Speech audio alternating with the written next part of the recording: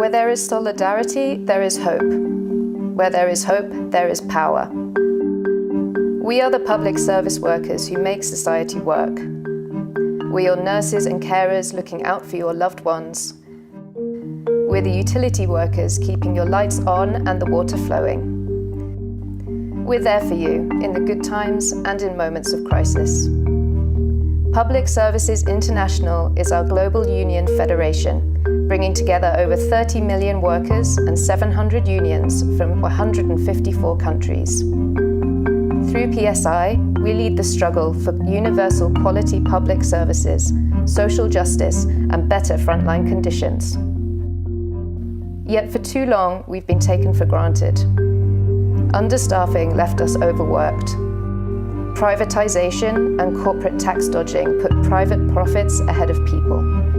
Our efforts to unionize were undermined, and we all paid the price for austerity and cuts. Now the COVID pandemic has pushed our services beyond the limit.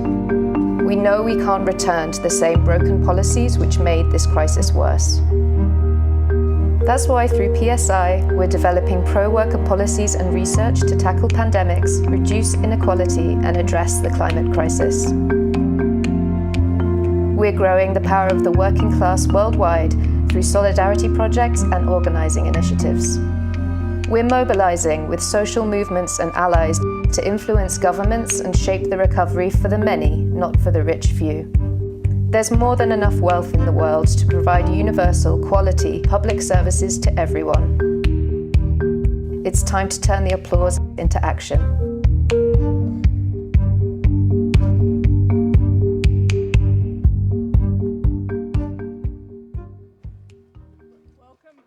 Welcome back, everyone. If you could please take your seats, that'd be great. I hope you all enjoyed that beautiful lunch, whether you were here or whether you went out to investigate what was around. Now, I realised that earlier I didn't actually mention something that I was meant to, which is that there is an art exhibition when you go right towards the food. Hopefully a lot of you walked past it today. That's done by PSI affiliates and other organisations and people, and we would love for you to check it out. It is beautiful. There's also a media corner in the PSI village, so I've seen some of you there, where participants can experience the PSI interactive documentary Behind the Mask, and our digital bargaining hub, and our campaign platform POP, which stands for People Over Profit. I also wanted to mention that tonight, very much just for young workers and for those of us who identify as LGBTQIA+, there is a party. If you don't have the details already, please speak to your sub-regional secretary, and I will see you there after Standing Orders Committee, Denny, don't worry. Okay, so finally, I just wanted to mention that out in the hall earlier, someone said, I've mentioned the rugby, I've mentioned the cricket, but I didn't mention the football, and I'm very sorry. I'm in Europe and I didn't mention it. So a big shout out to Denmark, who got up last night. I'll pass over to you, John. Okay, thank you very much. I think with our energies refilled from lunch, it's now time to hand over to Dave to take us through the emergency resolution. Over to you, Dave. Thank you so much. Welcome back to our afternoon session. We start this afternoon with Emergency Resolution 48 on Palestine. This emergency resolution has been posted overnight and it is supported by the SOC. But before we actually move on to hearing the speeches, we're about to hear a very important debate about the Middle East. As tensions run high across the world, I appreciate too that in this room there will be tensions. I know you will all show respect to each other, to allow dignity to every speaker, and to avoid any inflammatory, divisive language. Thank you very much, Congress. So we now move on to the resolution itself, and I invite Malin Ragnagard from Kommunal, Sweden, to move Resolution 48. Malin.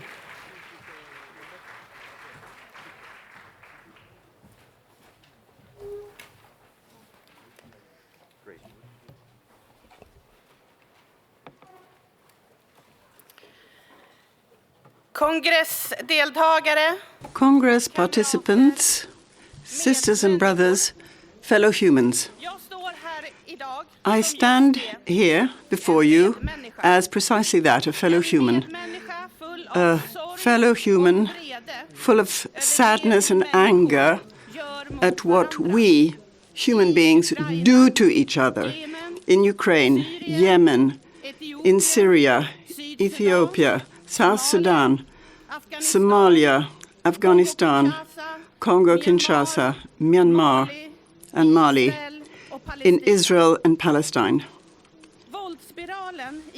The spiral of violence in Israel and Palestine comes after a long period of violations of international law and breaches of fundamental human rights.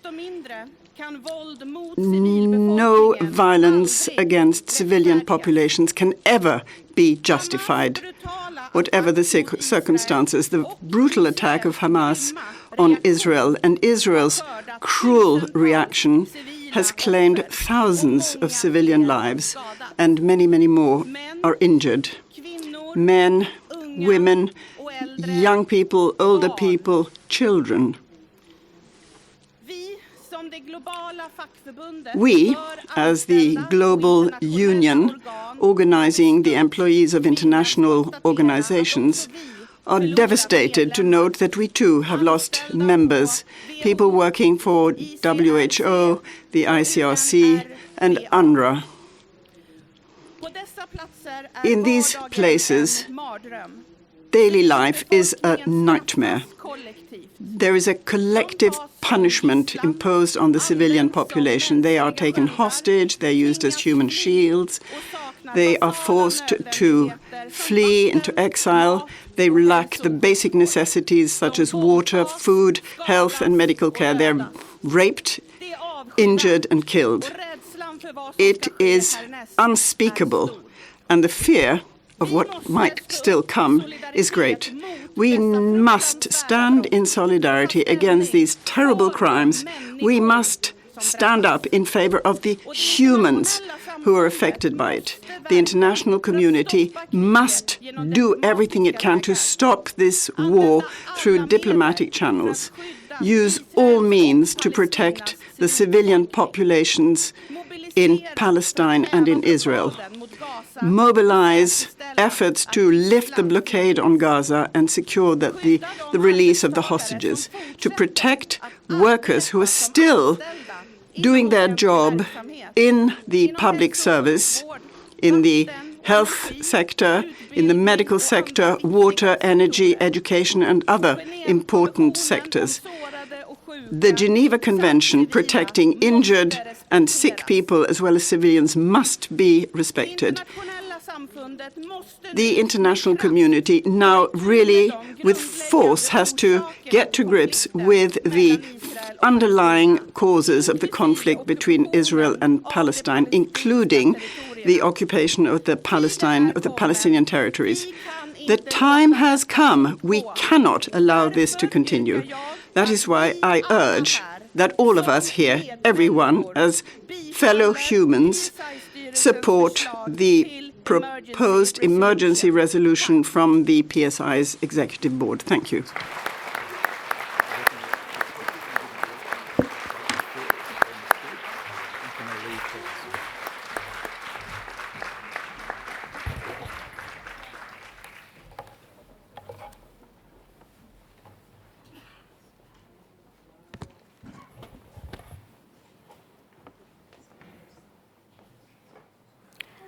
So please, can everybody take their seats? I did ask before the debate started that people treated speakers with respect and with dignity. People have got a right to come to this platform and believe that they are safe to give their view of a motion which is on the agenda of this Congress. To stand in front of speakers really makes it very difficult for them and is intended in some way to put them off. If we were to continue, it's very difficult to see how the debate itself can continue. We will move to the next speaker, But if the demonstration continues, it's very, very difficult not to support those speakers who are trying their best to explain why they believe that a motion should be supported or should be opposed. It works for everybody, not just one side. So hopefully this Congress will understand what I'm saying, that it's not right to be trying to put speakers off in that fashion. No, if the speaker is using defamatory language, if the speaker is being racist in any way whatsoever, obviously as chair and president of the Congress, I will stop it. But it's not for others just to stand in front of speakers who are merely explaining a position that either they or their union hold. And please, please remember that as we move through this important debate. It does nothing to help the Congress itself make a decision.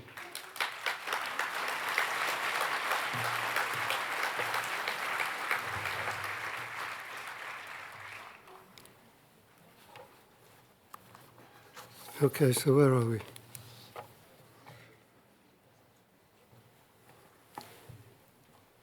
So Malin moved the resolution 48. I'm now going to call on the speaker against the resolution. I call on Jowaisi Safadi from the Health Service Union, Palestine, to speak against the resolution.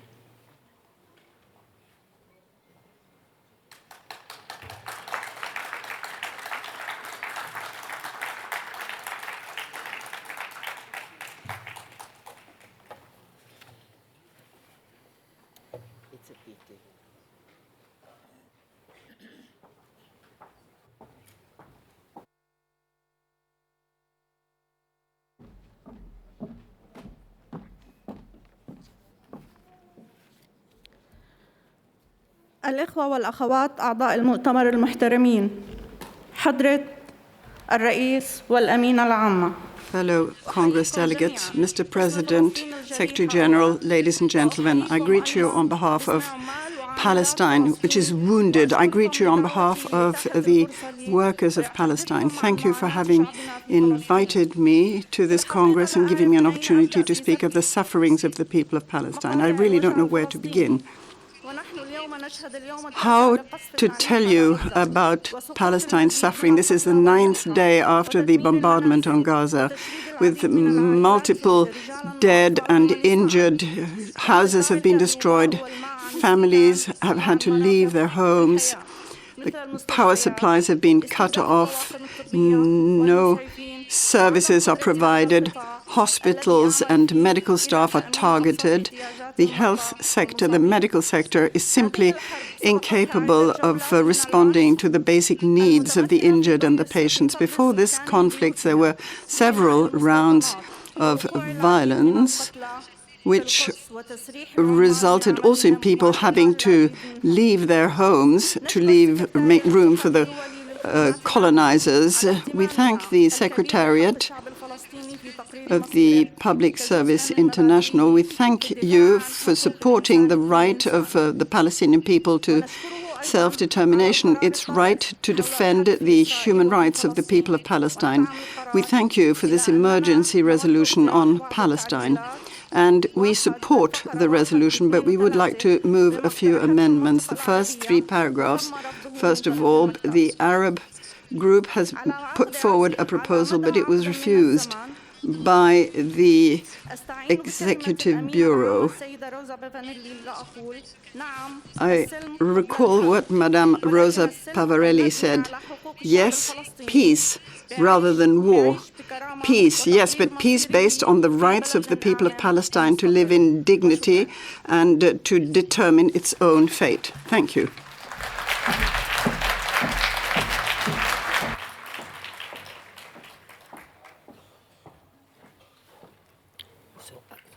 Not against.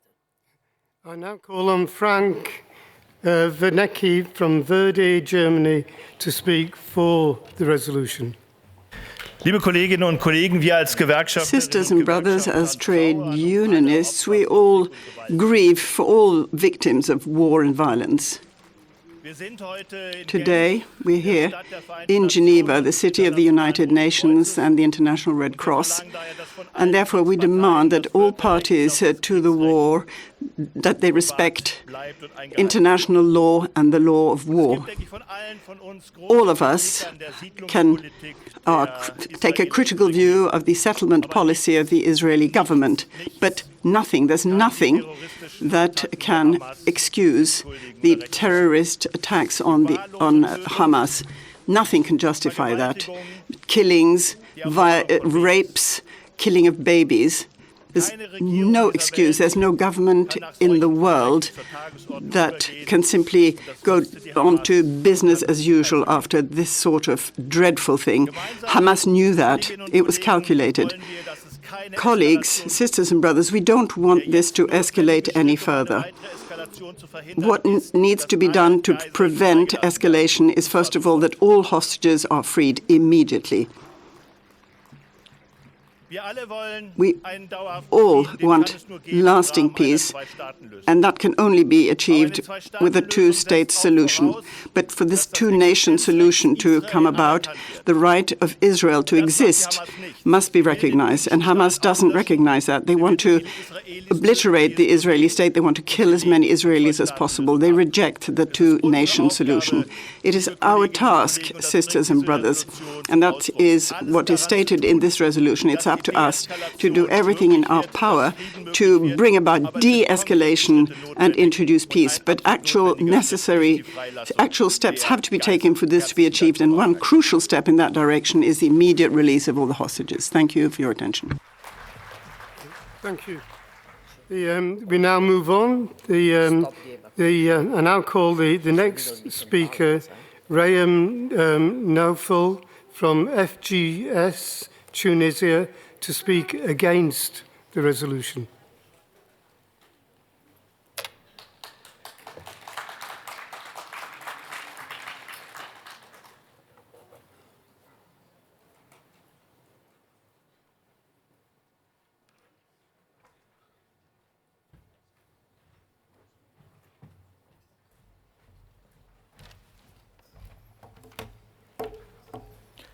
زملائي زميلاتي من النقابين من كافة أنحاء العالم. Dear colleagues, sisters and brothers, we are in this hall today, and at the same time a genocide is being perpetrated against innocent people, men, women and children in Gaza. The Israeli war machine attaches no importance to human life, the innocence of children. It's a war machine which has claimed so many victims to date. Sisters and brothers, we cannot treat the victim and the torturer in the same way. Israel has occupied Palestine, let's face it, and the Israeli attacks, Israel's practice, Israel's activities, which have claimed Palestinian victims over all these years, justify us in asking for 3 amendments to this resolution, and we ask everyone who is in favor of the Palestinian cause to vote in favor of those 3 amendments which the Arab region has put forward. If that is the case, then we can support the resolution. Thank you.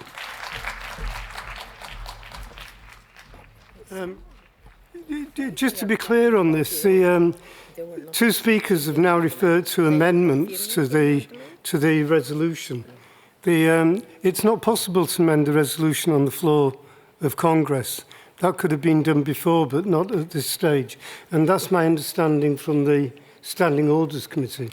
It's not possible to make a speech, seek 2 or 3 amendments to the wording, and then us to vote on that. You've got the wording of the motion in front of you. You either vote for, against, or abstain on that particular motion. I just think I should make that clear. It's a standard procedure, and it's one that will apply in this debate. So I now call on Vicky Bird from AFT, the USA, to speak for the resolution.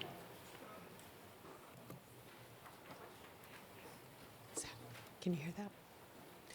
Good day, sisters and brothers. I am a registered nurse and I'm a vice president of the American Federation of Teachers. I'm one of the leaders in our nurse and healthcare division. The AFT embraces the resolution and encourages all to vote approval. There can be no justification for the unspeakable atrocities and carnage carried out by Hamas against Israelis a week ago.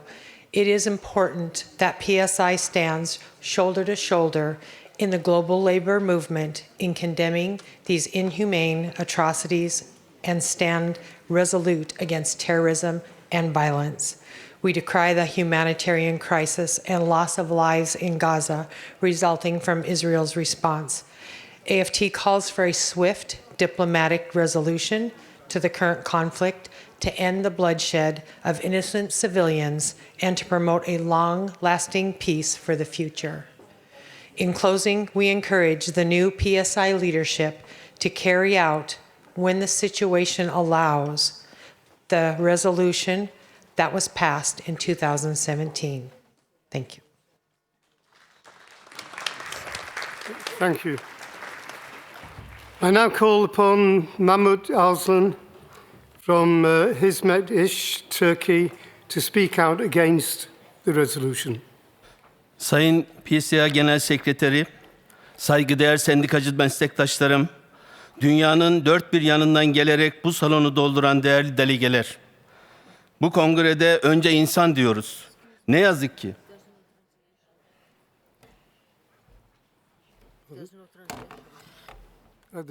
There appears to be a problem with translation.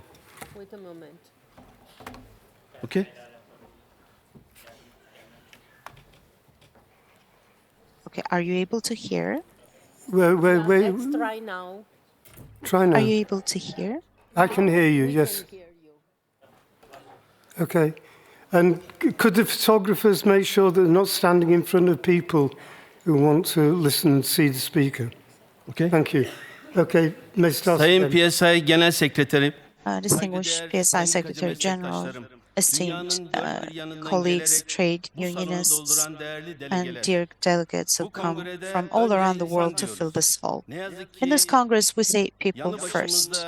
Unfortunately, right before our eyes, right next to us, human dignity is being mercilessly murdered.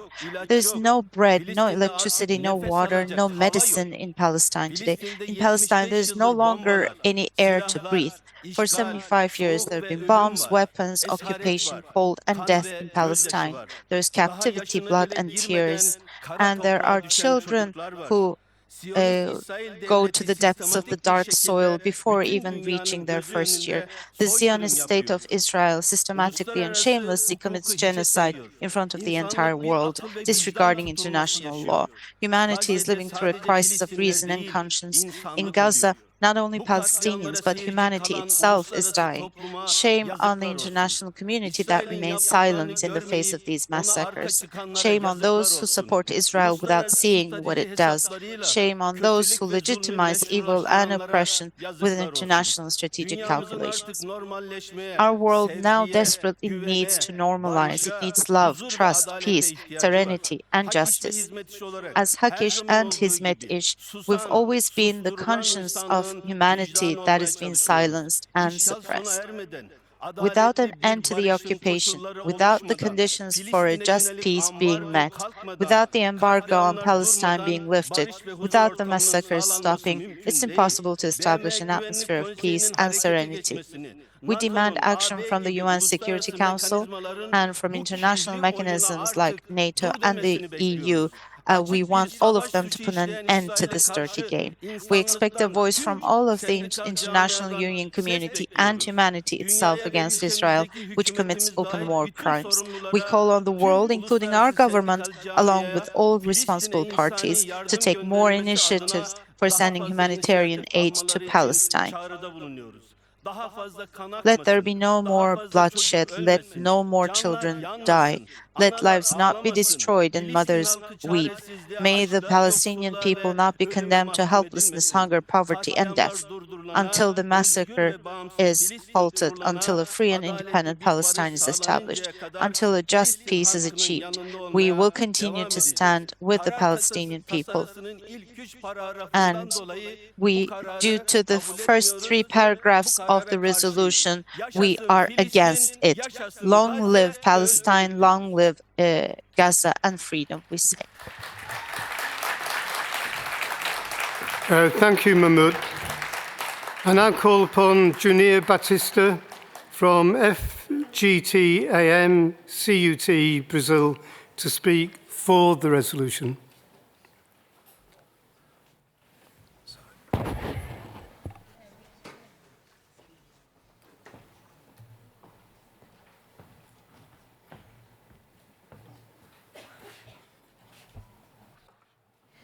Boa tarde. Good afternoon. Brothers and sisters to this 31st Congress of PSI. I put my name down rather to say we are following a war in Palestine. We are accompanying a massacre. I'm totally against the attack carried out by Hamas against the people of Israel, but I cannot accept that Israel commit crimes against children, against aged, against people that are disabled, against the hospitals, the animals. Children doesn't have any water, and we saw a child running desperately. It's not possible that people think that this is normality, because with the support of a big empire, we cannot allow this. So what I really ask you is that please that the PSI manage to speed up things so that the UN Security Council ensure a humanitarian corridor to these people. The people must be entitled to escape this conflict. That is what I'm asking for. We have to guarantee that Israel open the humanitarian corridor that was also already approved by the United Nations Security Council. Israel is not accepting this. This is a war crime, and they have to be condemned. Both Hamas and Israel must be condemned. We cannot allow children to be killed and innocent people be killed because of a conflict. That is what I had to say.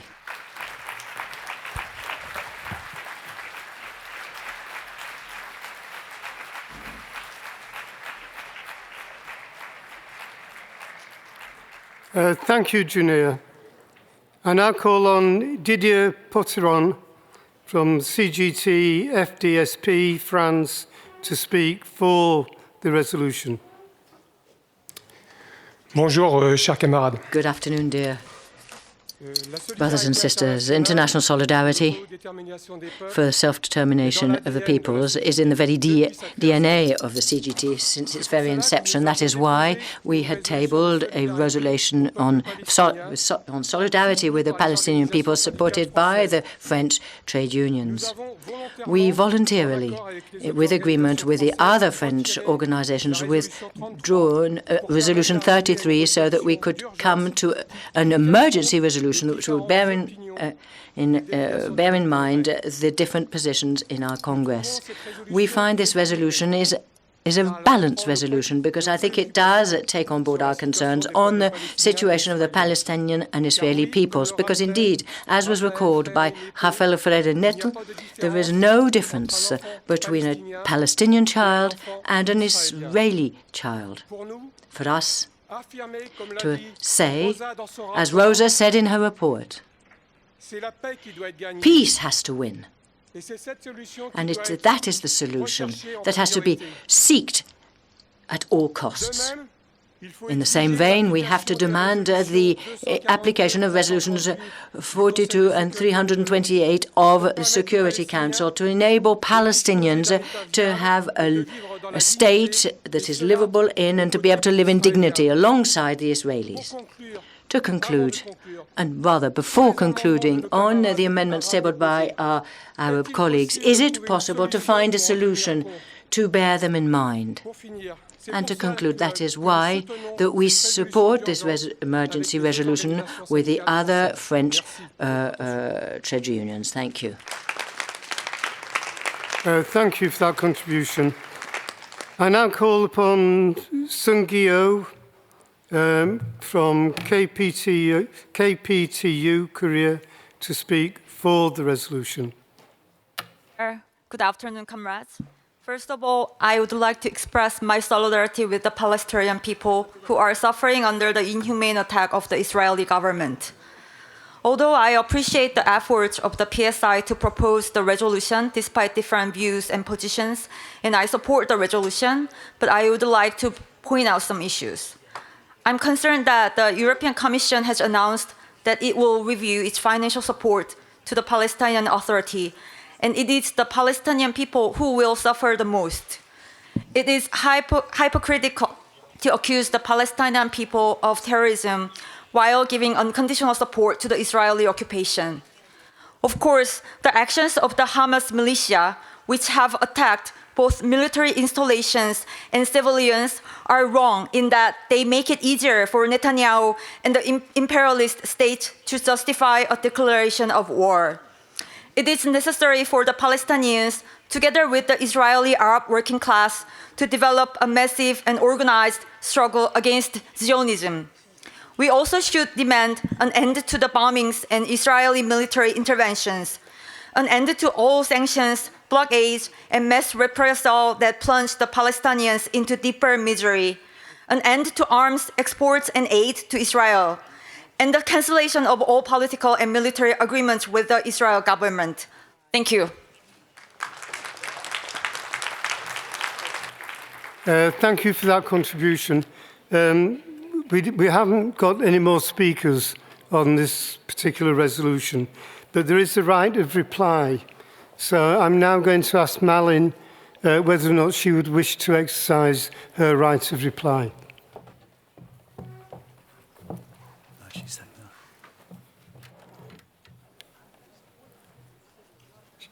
She's saying no. No, say no. I can't see you. No. Oh, you're there. Okay. Okay, thank you for that. So, straight to the vote? Okay, then. I'm just seeking advice as we go along here. We'll move straight to the vote then on Resolution 48 on Palestine. It's really big. We'll vote in the usual way.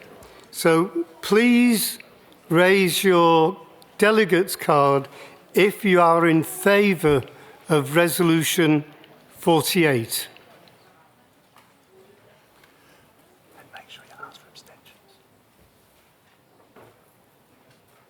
Okay. Have you seen it, Rosa? Sorry? Seen it? Yeah. Done it? Okay, if you could put your cards down, please. Now, please raise your hands if you are against Resolution 48.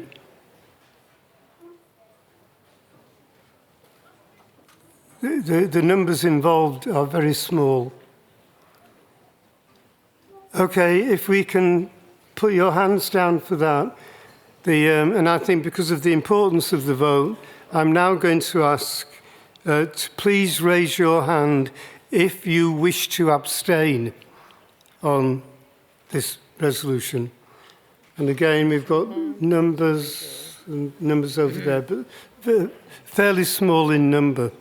Overwhelmingly, from sitting here, overwhelmingly, the Congress is in favour of Resolution 48.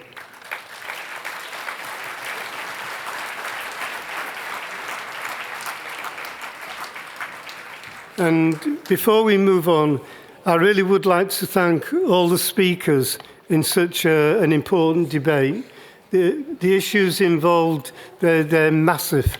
And you'll know from the speeches that both Rosa made and I made what our feelings are in relation to the tragic events in Israel and in Gaza.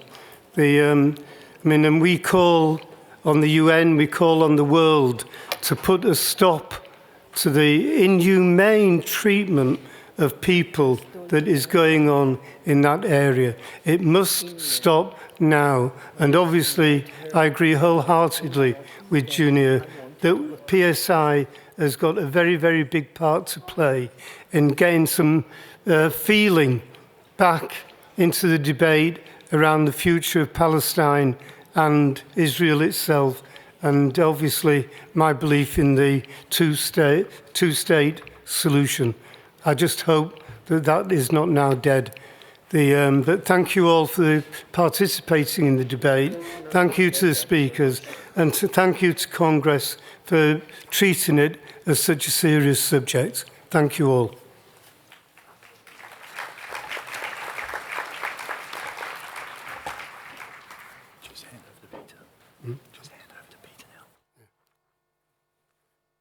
At this point, I now hand over to Peters, who will take the rest of the afternoon as the acting chair.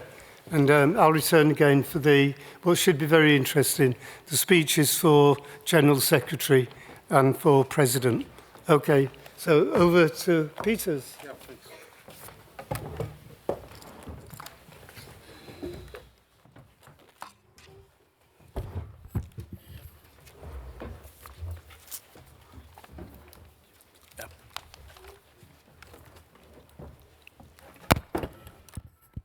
Thank you, President.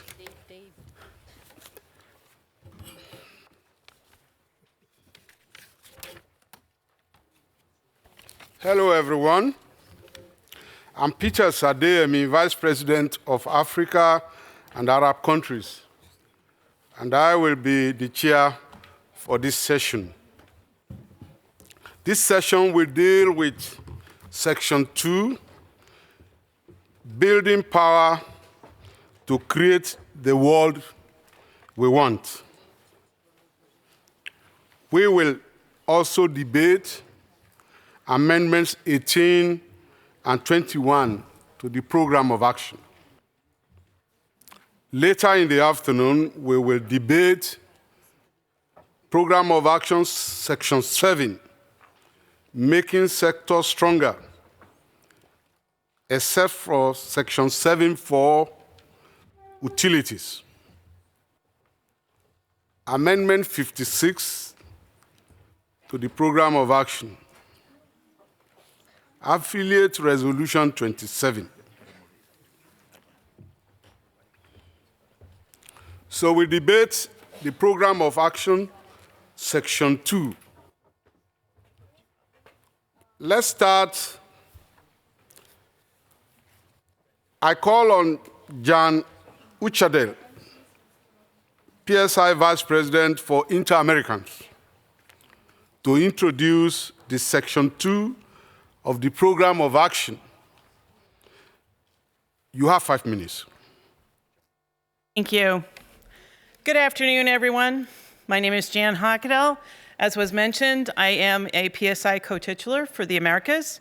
I am a National Vice President of the AFT, or American Federation of Teachers, and a newly elected senator in my home state of Connecticut in the United States. Thank you. For over 100 years, PSI has championed fairness, democracy, opportunity, public services, healthcare, and so much more. The work we do not only helps trade unionists, but also their families, their neighbors, the communities we live in. And it is this work that continues in our program of action, especially in this session.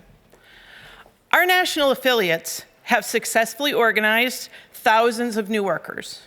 And as we saw yesterday, PSI has also affiliated new public employee unions across the globe. We know, however, that to build our worker power in this 21st century and become a global powerhouse, we must continue to cross borders and share best practices.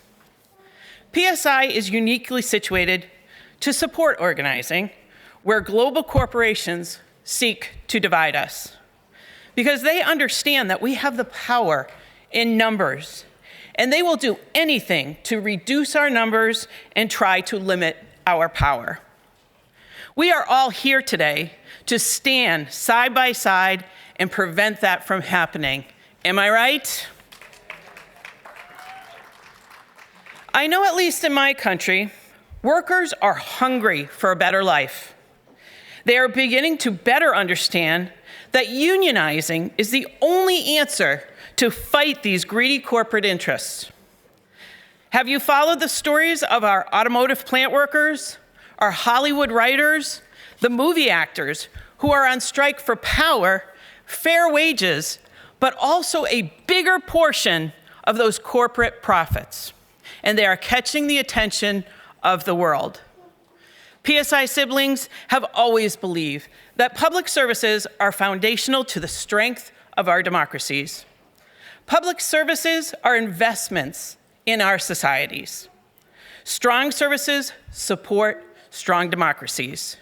Where there is opportunity for all, where unions have power in numbers, corporate greed is kept in check. And we can proudly ensure our communities prioritize people over profits. Consider what we are fighting. 70 years ago, the average corporate CEO in the United States made about 20 times the average worker. Anyone want to guess what the average is today? 272 times. CEOs make 272 times the average worker. And you have to ask yourself, is it because they work 272 times harder? I think not.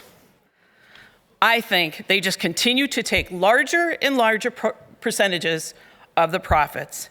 And we know this is wrong. Does it make sense to anyone in this room that Jeff Bezos of Amazon makes in 7 seconds what the average Amazon worker makes in a year?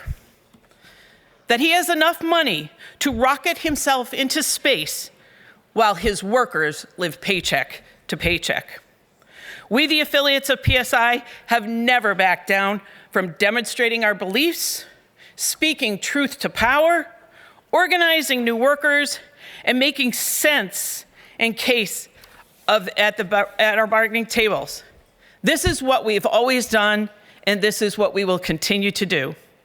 As the program of action outlines in this section of Building Power to Create the World We Need, we must organize new workplaces and increase density where we already are organized.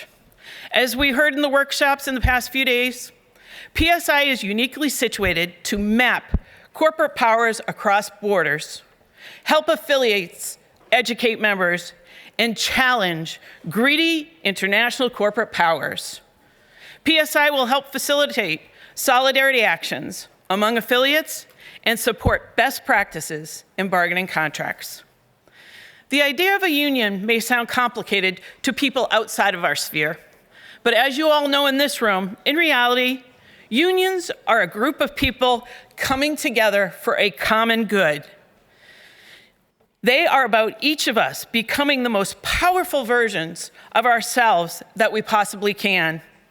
And there is nothing better than finding that power alongside the people we work with and becoming part of something bigger than ourselves. That's all a successful union needs to be. It is that simple. So please support the program of action amendments. Go fight, win. Thank you.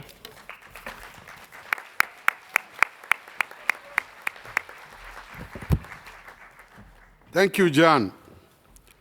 I will now take speakers to section 2 of the program of action. After that, I will take speakers for and against the amendment. I call on Frank Wenner from the Vadi on behalf of the Germany constituency to speak on section 2 of the program of action. May I also request that speakers should speak from the floor? Thank you.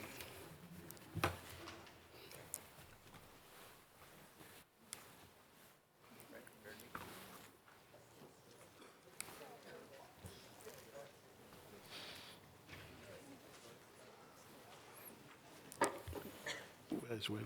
Where's winner? Maybe repeat this. Verniki. Verniki.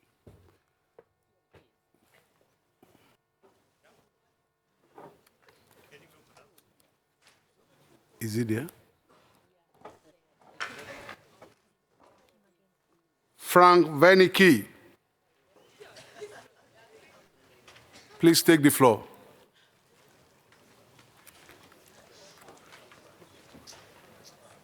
Ja, herzlichen Dank, liebe Kolleginnen Thank you und very much, Kollegen. sisters and brothers. Sind die Gewerkschaften Right across mit den the gleichen globe, Themen the trade unions are confronted with the same issues. The rich get richer, the poor get poorer. We have a finance and tax policy across the world which doesn't consider the profits of big companies.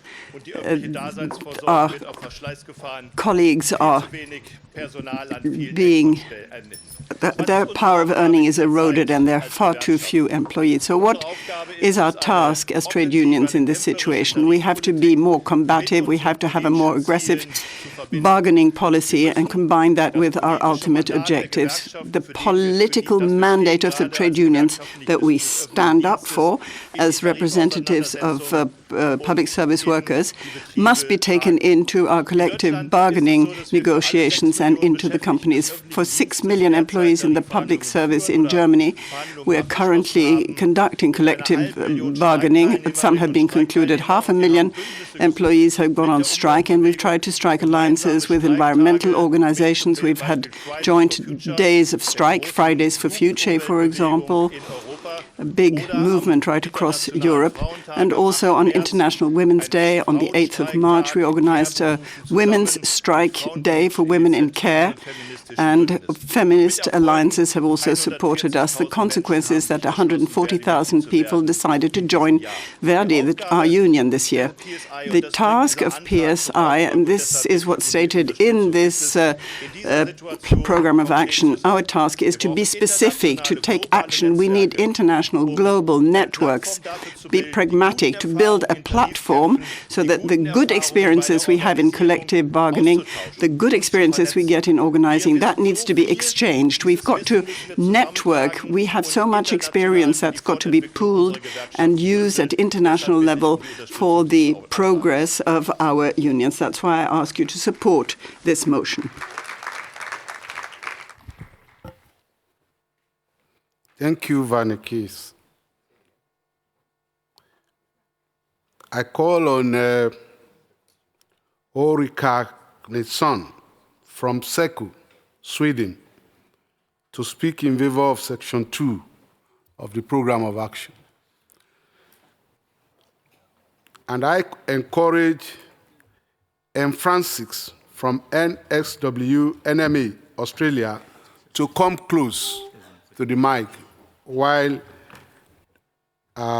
Ulrika Nilsson is speaking.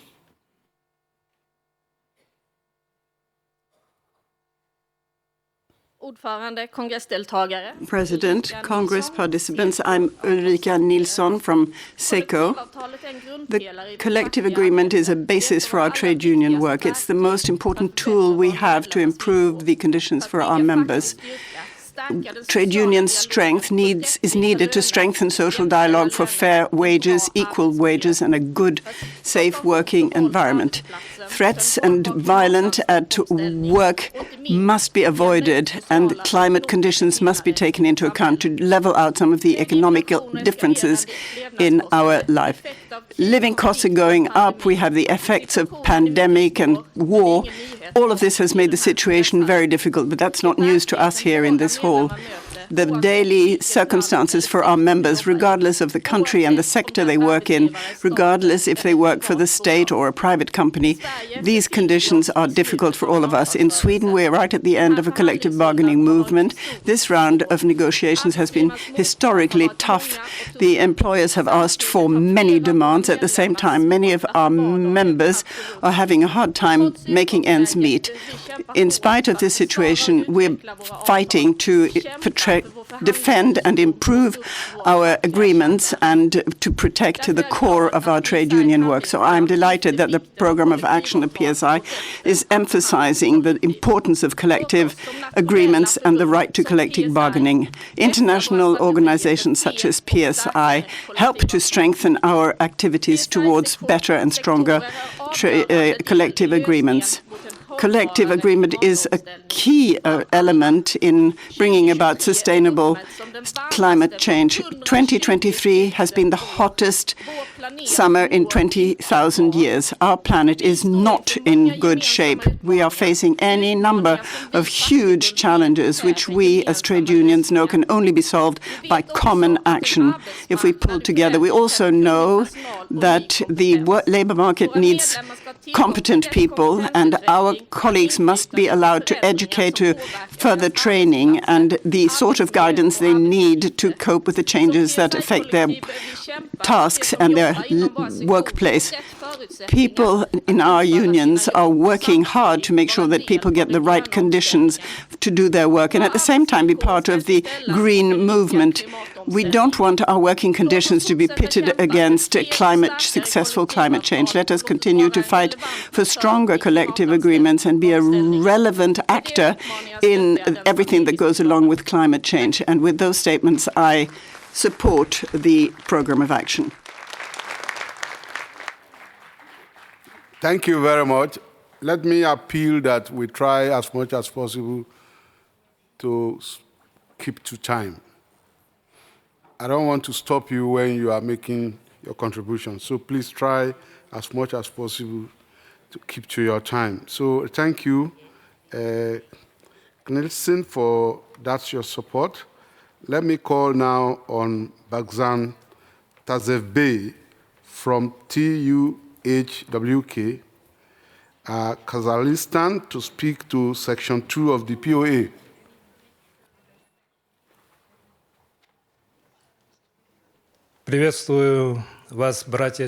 Greetings, brothers and sisters, friends, Congress.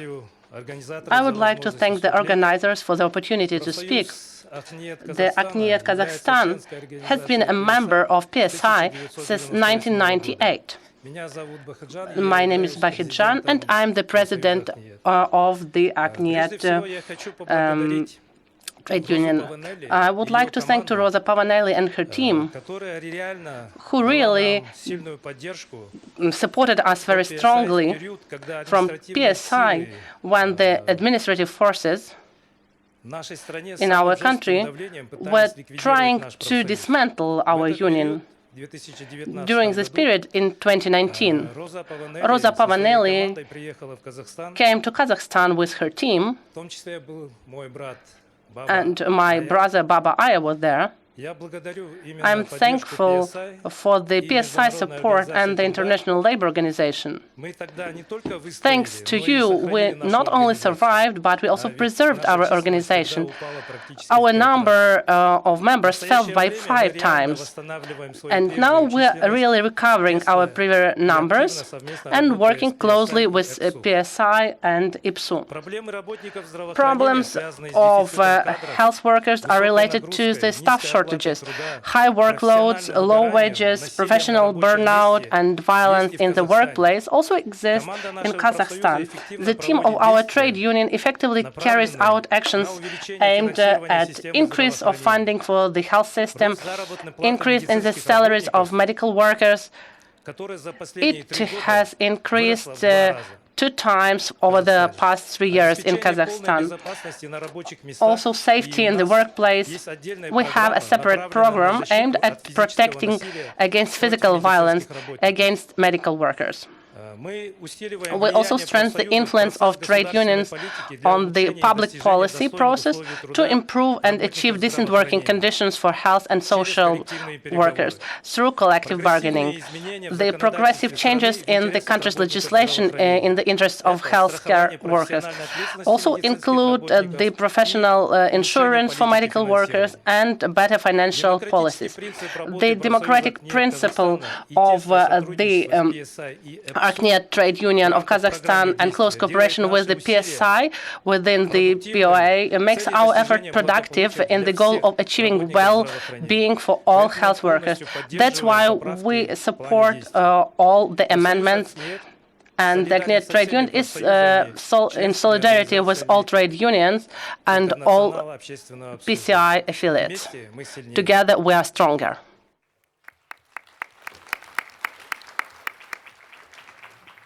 Yeah, thank you very much. Now we will invite Erin Francis from NSWNMA, Australia, to speak in favor of Section 2 of the Programme of Action. Good afternoon, Congress. Organising will play a huge role in improving the rights of healthcare workers through meaningful wage growth, equal pay for work of equal value, staffing models that provide safe patient care delivered by a skilled workforce, and advocating for professional standards.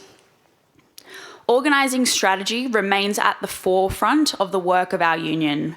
Through member leader development and the building of strong networks of members, it is the union, our members, that have achieved significant wins and improvements in ratios, working conditions and wages for nurses and midwives in New South Wales. We have had historical wins in aged care. The union, not employers, won a minimum of 1 registered nurse on duty at all times in nursing homes in New South Wales, legislated minimum care minutes for direct care workers, transparency in the way public funds are spent, and a 15% wage increase for aged care workers. It is only through organising our members to build powerful structures we were able to take strike action 4 times last year across public hospitals in our pursuit of nurse-to-patient ratios. I can proudly say that it was only through sustained action and this campaign that our powerful members have won the introduction of nurse-to-patient ratios in New South Wales. 2,480 more nurses have been committed to by the new Labor government. However, we know that this is only the start. We will need to continue to organise, growing our power and capacity to both enforce these commitments and fight to win what remains undelivered in our claim. It is only through strong, organised networks of members we will be able to improve and enforce our working rights and deliver a strong public health system that is accessible for all. Thank you, Congress.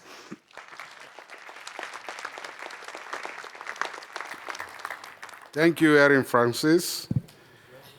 I now call on Cheflin Lin from NITO, Norway, to speak in favor of Section 2 of the POA. Dear comrades, I'm Kjetil Ein. I'm the Vice President of the NTO organization, the Norwegian Union of Engineering and Technologists. We live in an era of war in Europe and the rest of the world, and climate change. It's tougher in the economy. Inequality is increasing. Many are struggling to make ends meet. It's important to be clear on the value of trade union organizations. We're now seeing a new beginning, but we see a drop in and deterioration of wages and pensions, and they're being exposed to various issues from the employers. We need to work even harder to push through for better wage conditions, but employers have other priorities. Trade unions need to show the real role in connection with the members, make sure that they remain members. Unionization has to increase because it otherwise will impact the balance of power in favor of employers. But it can be done. We've worked systematically to raise the number of members over the past 20 years. We've gone from 50,000 to over 100,000 members over the past number of years. NITO is now the 5th largest union in Norway. And we are being listened to by authorities and employers. We've become more relevant to our professional groups. We raise competence and skills. We ensure good provision of insurance, terms and conditions, and other good proposals. But the most important thing of all is that we ensure that we can emphasize accountability throughout the labor market so that there's access to correct information on which companies treat their employees well and which don't. The trade unions have a role in ensuring that there's more information and data available on workers and the right to organize. We must protect the welfare society. We must teach our children so that they take this seriously. We have certain rights. We continue to stand in solidarity. And we propose this, we support this proposal in this section. Thank you. Thank you very much. As there are no more speakers, we move on. Amendment 18 to the Program of Action. We will now debate Amendment 18 to Section 2 of the Program of Action, which is supported by the Executive Board. I call on Fabrice Guyon from FNME CGT France to move Amendment 18. Afterwards, we will hear speakers for and against. If your name is showing on screen, please come forward to the audience microphone. Fabrice, you have 3 minutes.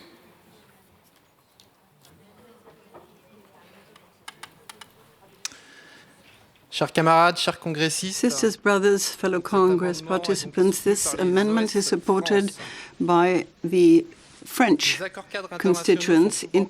Global framework agreements are often devised by multinational companies. They like to have it as a showcase for their greenwashing activities. We trade union organizations must take hold of them and turn them into a social tool, a tool for our labor activities. We need to be involved in negotiating these framework agreements. It has to be in cooperation with the national trade unions. Involvement of national unions is a huge advantage because they are the ones who know best what the methods and what the national workers are like and what their methods are. Global framework agreements can also be enforced at national level in the country where the company has its headquarters. Therefore, the national unions are the best experts when it comes to concluding such agreements. Thank you for your attention and thank you for supporting our amendment. Thank you very much. I call on Sylvia Buller from Verdi, Germany, to speak to Amendment 18 of the Program of Action.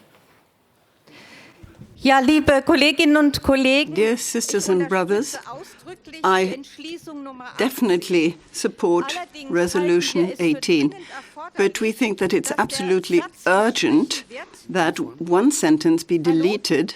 Hello? We think it's absolutely essential that the sentence is deleted, which says that domestic employees are also responsible for care work. Yesterday and today we've heard plenty of great contributions. People who say that we trade unions must stand up for recognition and given greater importance to care work. So we think that it's a bit of a shortcut to say that care work can also be carried out by domestic employees. It's very counterproductive, in our opinion, to say so. And as we see it, this sentence can be deleted, and that would not detract from the objective of this amendment. Thank you very much. We will now vote on Amendment 18 to Section 2 of the Program of Action. Those in favor, please raise your delegate card. Those in favor, raise your delegate card.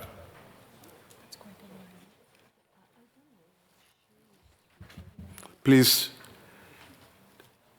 Those against, please raise your delegate card.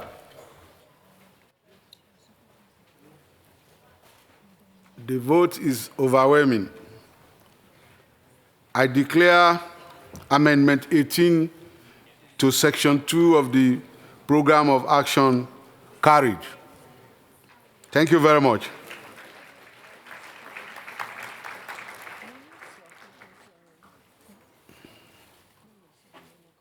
We now move to Amendment 21 to Program of Action. We now debate Amendment 21 to Section 2 of the Program of Action, which is supported by EB. I call on Delphine Sensky from FNME CGT France to move Amendment 21. You have 3 minutes, please.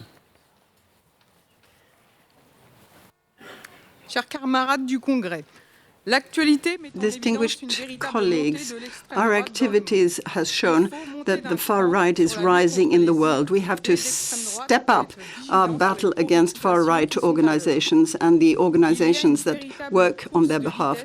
This is a race between us and the extreme right wing, which tends to be trivialized. Even in political terms, governments and employers now see in them a political alternatives which will allow them to protect their interests. So the governments have a responsibility for this trivialization of the extreme right. Policies that have been put in place against trade unionists in companies tend to promote the extreme right's anti-union policies. So our activities must attack these policies and ideas of the extreme right and all the values they stand for, and that anything that trivializes their activities. Therefore, we feel that it's important that we add this reference. Our fight is also a fight against far-right ideas and should be the PSI's combat as well. Thank you very much. There are no more speaking requests. We will now vote on Amendment 21 to Section 2 of the Program of Action. Those in favor, please raise your delegate card.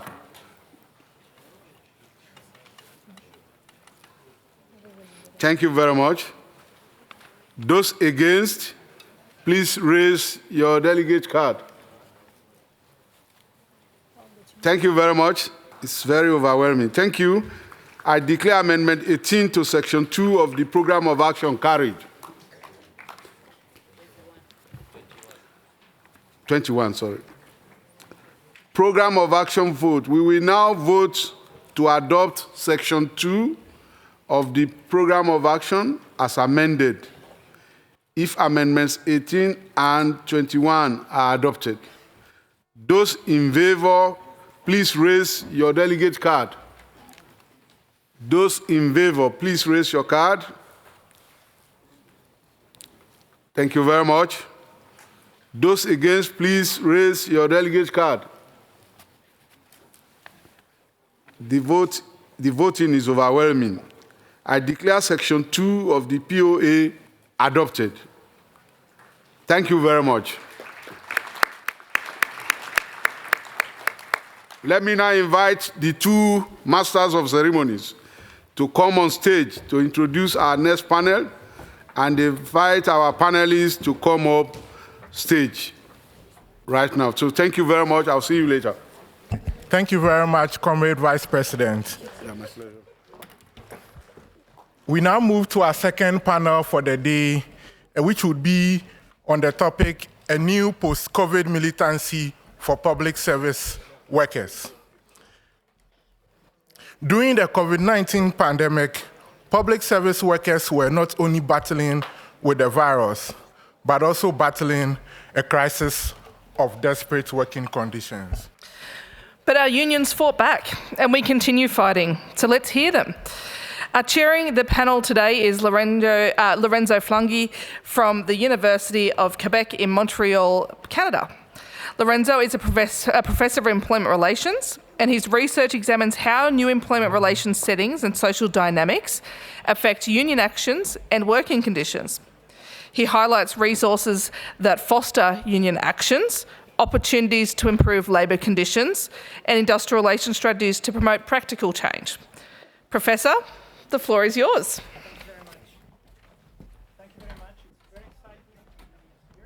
And to facilitate this panel, okay, sorry, thank you very much. I'm very excited to facilitate this very interesting panel about the challenges of COVID, but most importantly, the aftermath of COVID.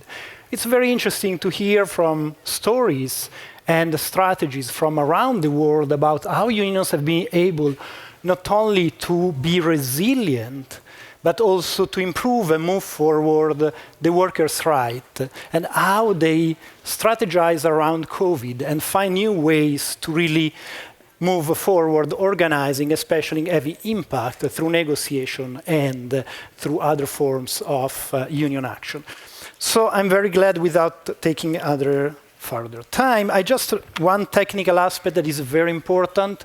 Throughout the session, please, if you want to ask a question to the panelists, you should use the main menu on the Congress app, search for the option Ask a Question, send in the question whenever you want, in the language you want, and then the question will be prompted to me, and we will take the most representative question. They can cluster different ideas together. Question then will be asked to the panelists at the end of our session. And the second point to our panelists, since we are running a little bit short in time, please try to remain within 5 to 6 minutes, possibly. So the first experience that we are going to hear is from Pipsa. She is from Finland. Here, sorry. And so can you please tell us a little bit more how you have been able to achieve new rights for the nurses? How did you deploy an industrial action, and what has been the aftermath of this? And what can be the suggestion to all of these delegates from around the world that they can take from your experience? Thank you. Kiitos. Thank you so much. Sisters and brothers, the whole Congress present here, it's a great honor to be a panelist here and represent my own union. TEHY, my union TEHY, was founded in 1982, and it represents the professionals in the social health and education sectors, in the public and the private sector. Our members our membership comprises also students. We are the biggest individual union in the STK, and with Super we represent more than 250,000 members. The pay of the professionals that we represent has been lagging behind as a result of long-term developments, and the corona pandemic even exacerbated this problem. There is a mismatch between the demanding nature of our work and the pay. We have been trying to negotiate pay increases. One of our problems is the percentage increases in our pay increases, because when there are only small percentage increases, this doesn't really help us as far as the euros are concerned. In the public sector, it is our aim to get an own contract for our sector, like the doctors and teachers have. If we had our own contract, we could better answer to our own needs. I have to emphasize the fact that I graduated in my profession 40 years ago. I have been working in this sector for 40 years, and I have to say that many reforms require 10 or 20 years of persistent work. And in our sector, we actually got our own agreement in 2021. In the pandemic, when the pandemic was on, we wanted to negotiate, but we didn't have the possibility to start any industrial action. That was really clear as daylight that we couldn't strike. But we did negotiate. We achieved an agreement, and it was a very important achievement for us. And the most important thing was, in order to achieve objectives, it's important that we are organized highly. In Finland, the levels of organization are traditionally high, and the members themselves set their objectives before the negotiation rounds. It has been important that all the members of TEHY know what we are striving for, and they can support these objectives. Our aims and objectives are always based on researched data. We always make surveys, studies, and we also communicate the results of these surveys so that citizens are also aware of what we want, because their support is very important for us. In the latest negotiation round, 82% of those citizens who answered our surveys were of the opinion that pay increases are called for. Because of the low pay, people have been dissatisfied with their pay, and as a result we have staff shortages. But in the private sector or in the public sector, employers have not been ready to remedy the situation. This resulted in a situation where we had to negotiate for a very long time, and we also needed the national mediator to help us in the negotiations. The government of our country started to draft a patient safety law, and when it entered into force, we could not use strike as a means of pressure. The employer could, as it were, requisition us to work on the basis of their own assessment. It was very important that our membership was supportive of our aims, and the members were actually also ready to resign collectively. But we did achieve an agreement in the last minute. But of course, this agreement did not help us to get rid of the pay gap, because the pay increases were applied to the whole municipal sector.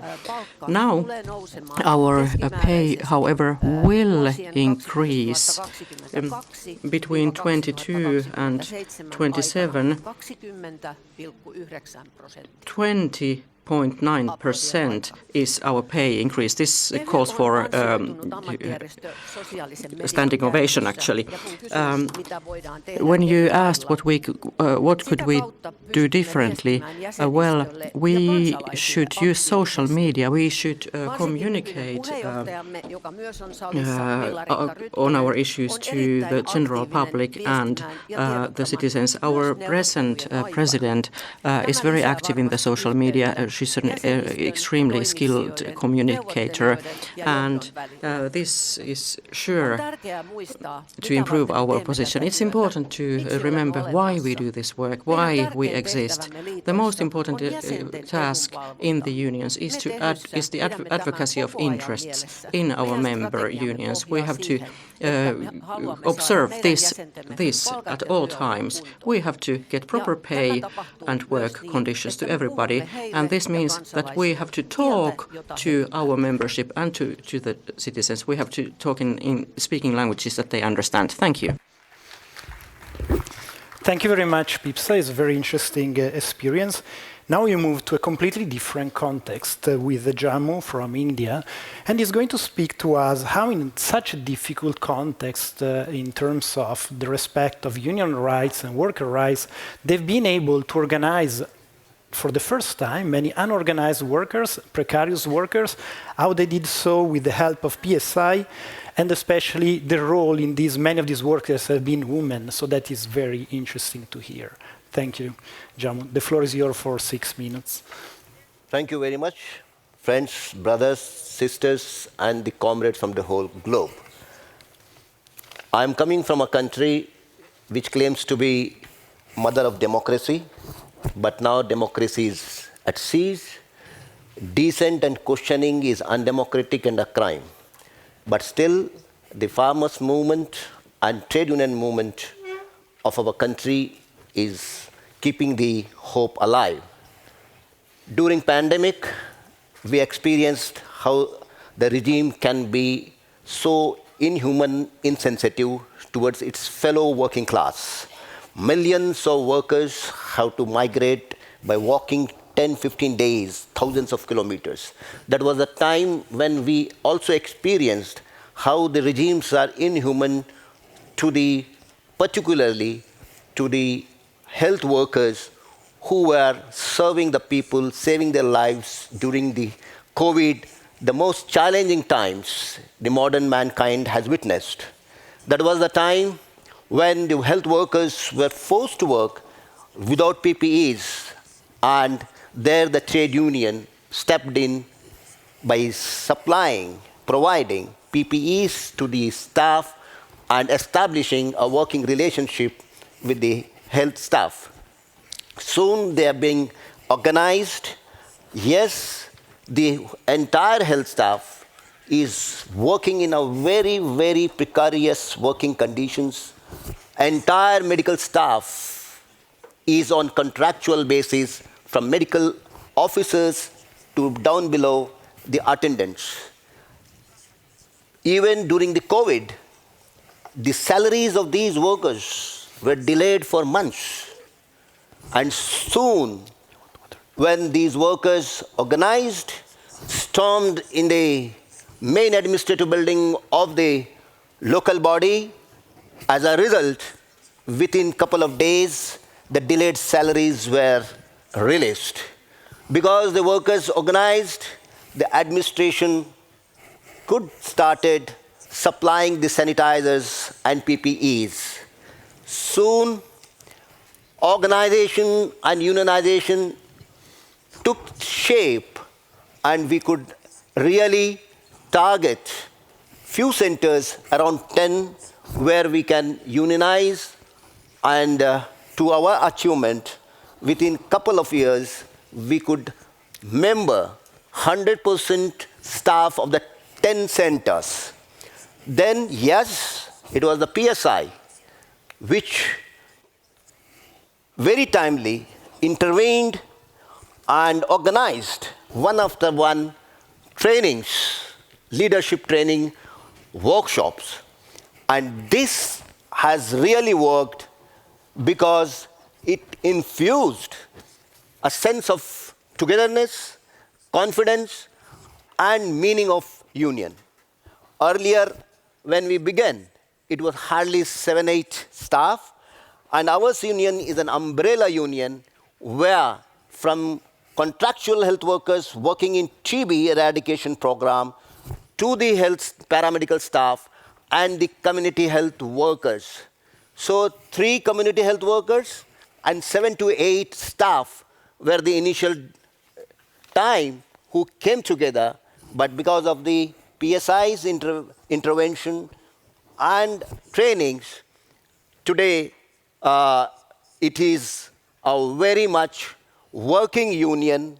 And in last 1 year, we had a lot of demonstrations, lot of representations, lot of rallies, and all these actions proved to be the administration, particularly the governments, recognized, yes, these health workers are facing a number of problems. At the local body level, because of this organized intervention, we could make some wins, though it looks little smaller, but for us, those wins are big. For example, we could prevail upon on our local body that if there is a delay on the provincial government or the national government in sending the funds, salaries should not be delayed. The local body should open up its own kitty and pay regularly the health staff. It was decided, and for last 1 year, there was not a single month where the payments were delayed. Then we also prevailed upon the local body that these workers are to be treated with honor, dignity, and respect. Yes, there are many issues which are to be resolved. Very important is the job security, because all these health staff are contractual. So job security is one. There is no health benefits. There is no pension benefit. There is no post-retirement benefits. So these are very key issues for us. And then, as I told, this is the union in which community health workers are there. In India, the community health workers are called as volunteers. We are demanding to treat these community health workers as workers. Their work matters. They work, they work. In a nutshell, in the days to come, this is one sector which requires keen attention. This is one sector which requires more organized support, resources, trainings, so that these health workers can really be organized to really redress their most fundamental rights. I believe that with continuous support of PSI, we will be able to march, move forward, and move forward. I think 6 minutes. Yeah. Coming to the end. Thank you. Thank you, Jamo. Let's now move to Chris and to Canada. Ooh, I feel at home. And let's speak about the strike. So, major strike of the public sector employees. So after 2 years of collective bargaining with the government, you have been able to deploy a strike that involved 150,000, more than 150,000 employees around Canada. So how did you come up with this decision of strike, and how were you able to involve the members and to endure throughout this period? Thank you, Chris. Thank you, and hello, sisters, brothers, friends, and it's great to be here. I'm just setting my timer to make sure I don't get slapped. Yes, so we started bargaining with the government of Canada in June of 2021. We represent approximately 240,000 members in Canada. 155,000 members are federal public sector members, and that's who we started bargaining for back in June of 2021. Of course, right in the middle of the pandemic. So here we are, we're in bargaining. Bargaining is not going well at all. The government basically has garbage on the table in respect to offers, especially wages. They had really, really low wages on the table. So we started, talking to the members. Our traditional ways of mobilizing and engaging our members, they weren't really going to help us a whole lot. How can you do a worksite visit when there's nobody in the work site? What is the point of doing a plant gate when there's nobody going in the plant? So we had to pivot, and we pivoted very quickly, and we started calling members, and we had members calling members. And we had our leaders do online, basically seminars to let the members know how this round of bargaining was going, what the employer had on the table, and then what actions were they prepared to take to battle against the government. 74% of our members, and this is about maybe 8 months before we called the strike, 74% of our members said they would vote in favor of a strike, 13% of our members said maybe, and 1% of our members said no, I would not support a strike. So what are we supposed to do? We're calling a strike, right? So we started organizing again, and again, the challenges that we faced, because again, 80% of our members are working from home. They're not in the workplace. So we had to make sure that our communications were consistent, they were correct, so that the members always knew what was going on. In January of this year, we started conducting strike votes for the 155,000 members. Of those 155,000 members, approximately 30,000 of them were deemed essential, meaning they were not allowed to go on strike because of the duties they performed were essential. So we had about 120,000 members really eligible to walk a picket line. We called for the strike votes. The members showed up. And I'm going to give you a very interesting fact here that I'm not real proud of, but is very interesting. 34% of our members participated in that strike vote. So that's going to give us concerns. It's like, whoa, what happened? 74% said they would vote in favor of a strike. Only 34% show up for our strike votes. But they give us a 92% strike mandate. And we're still a little bit concerned because of the low percentage in the vote. On the first day of the strike, 120,000 eligible to walk picket lines. We had 110 members walk the picket lines on the first day. No, our members didn't show up for the strike vote. They voted with their feet. That's what they did when they called for the strike. And the challenges, of course, continued after that, right? I mean, it's a strike. You're going to have challenges. And the challenges continued, but the members stayed there. The members held the line for 8 days, and we got a far better deal from the first day that we went on strike as to what was on the table to what we finally achieved. We won that strike. There is no doubt about that in my mind whatsoever. And when you look back and say, okay, we made good gains at the bargaining table because we went on strike, that's important. But my friends, what's just as important is not just the gains we made at the bargaining table, but we created now, because the last time PSAC had a national general strike was in 1991. Of those 110,000 members who walked that picket line, many of them were walking a picket line for the very first time.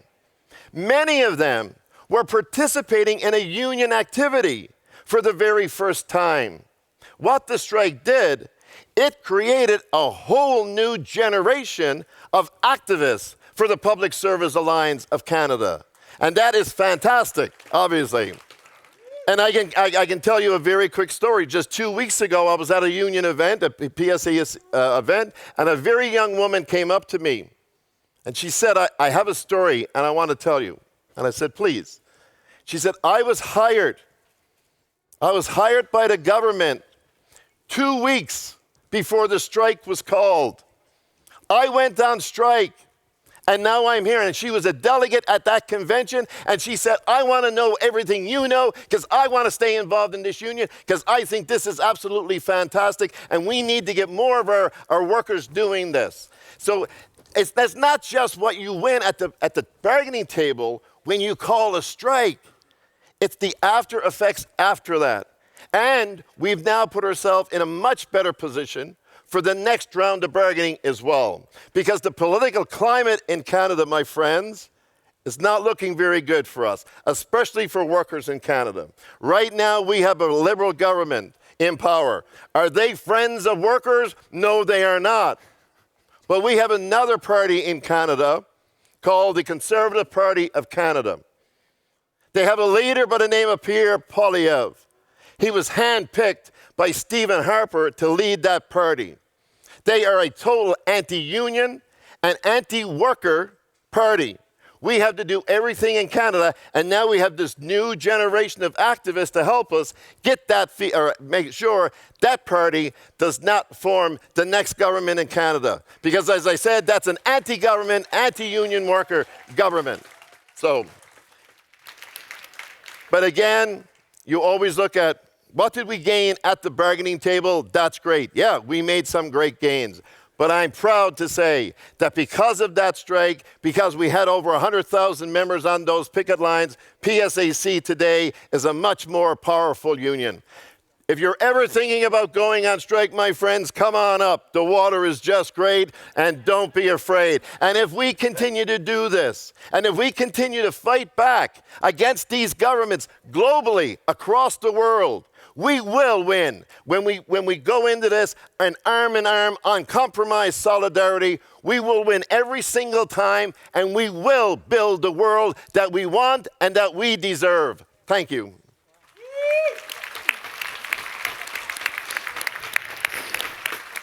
Thank you, Chris. Thank you for such a vibrant intervention and very inspiring experience with the strike of public workers in Canada. Now let's move to another completely different environment. Let's move to Kenya with Mercy.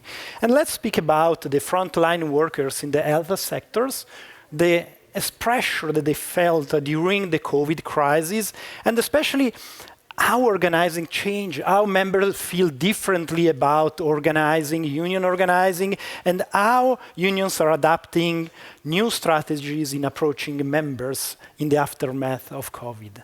Thank you, Mercy. Thank you, Lorenzo, for this opportunity. Thank you, PSI. Thank you, my union, for this honor to present at this panel, talk about our union's journey, how we have maintained militancy beyond COVID, especially since we were frontliners during the pandemic. We suffered a lot, but government also made a lot of promises because we were in the midst of a pandemic. Coming out of the pandemic, governments has reneged on their promises. Everything they said they will do for health workers, they just did not do it. So thinking through our journey as a union and seeking to inspire other unions that may face some challenges that we also faced, I chose to look at what resources have been available to us as a union. How have we utilized these resources to maintain our urgency, to build our power, and to remain militant and consistent, and also just address our members' needs and be responsive. And so I chose to look at the different sources of power that we have utilized as a union. And I'll begin by our journey in creating the union. Ours is not a very old union. It's 13 years old now.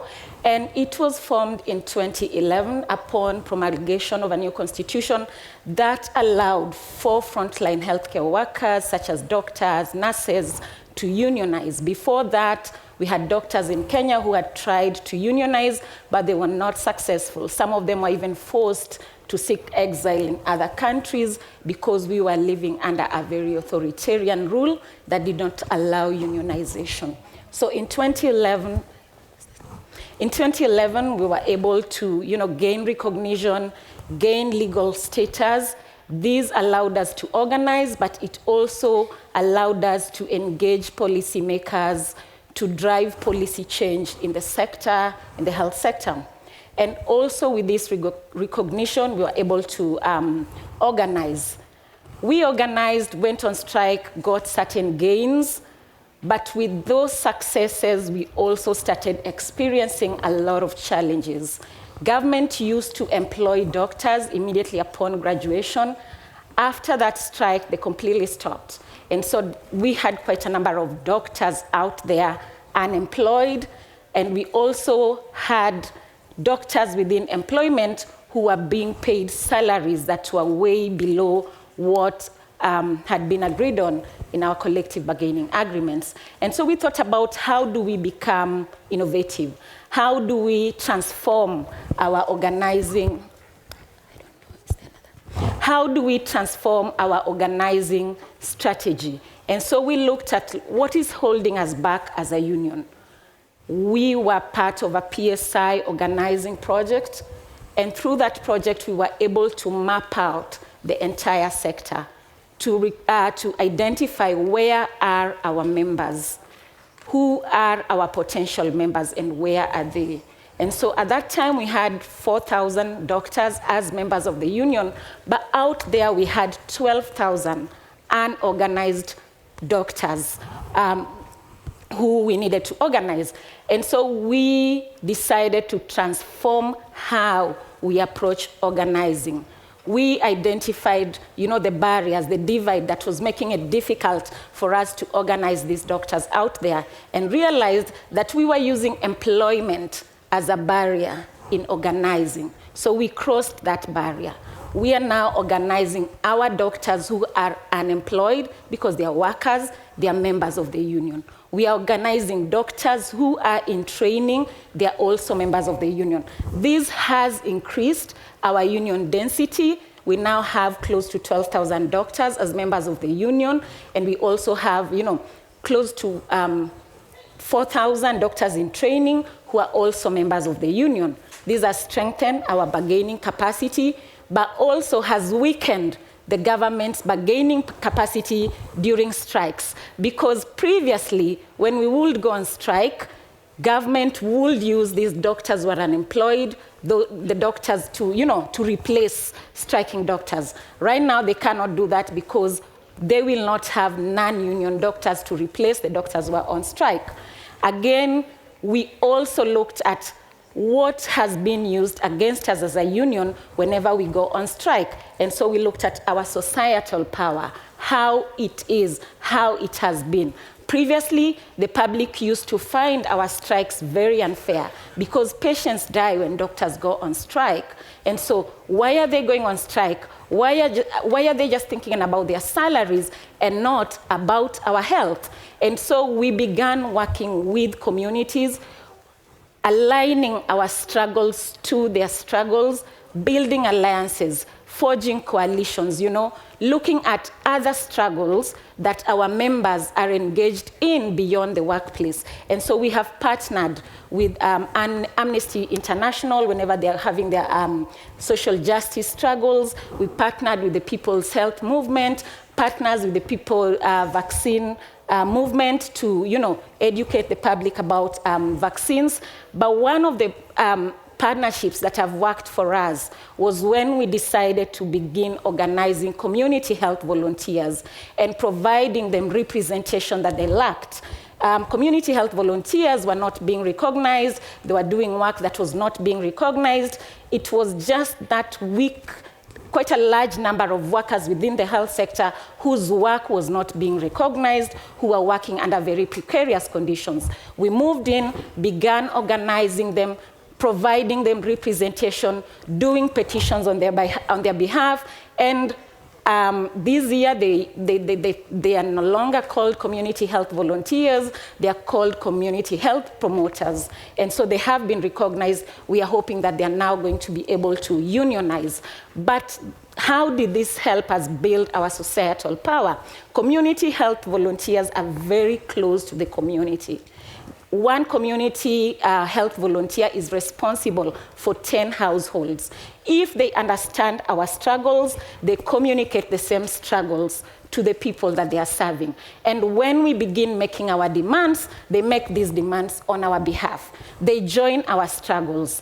When we now called for a strike and people showed out in the streets, it was not only doctors marching in the streets. We had community health volunteers marching in the streets. We had, the People's Health Movement joining our strike. We had Amnesty International speaking on our behalf. We had, informal motorcycle riders, transport operators in Kenya, leading at the front in our, in our demonstrations, making demands on our behalf.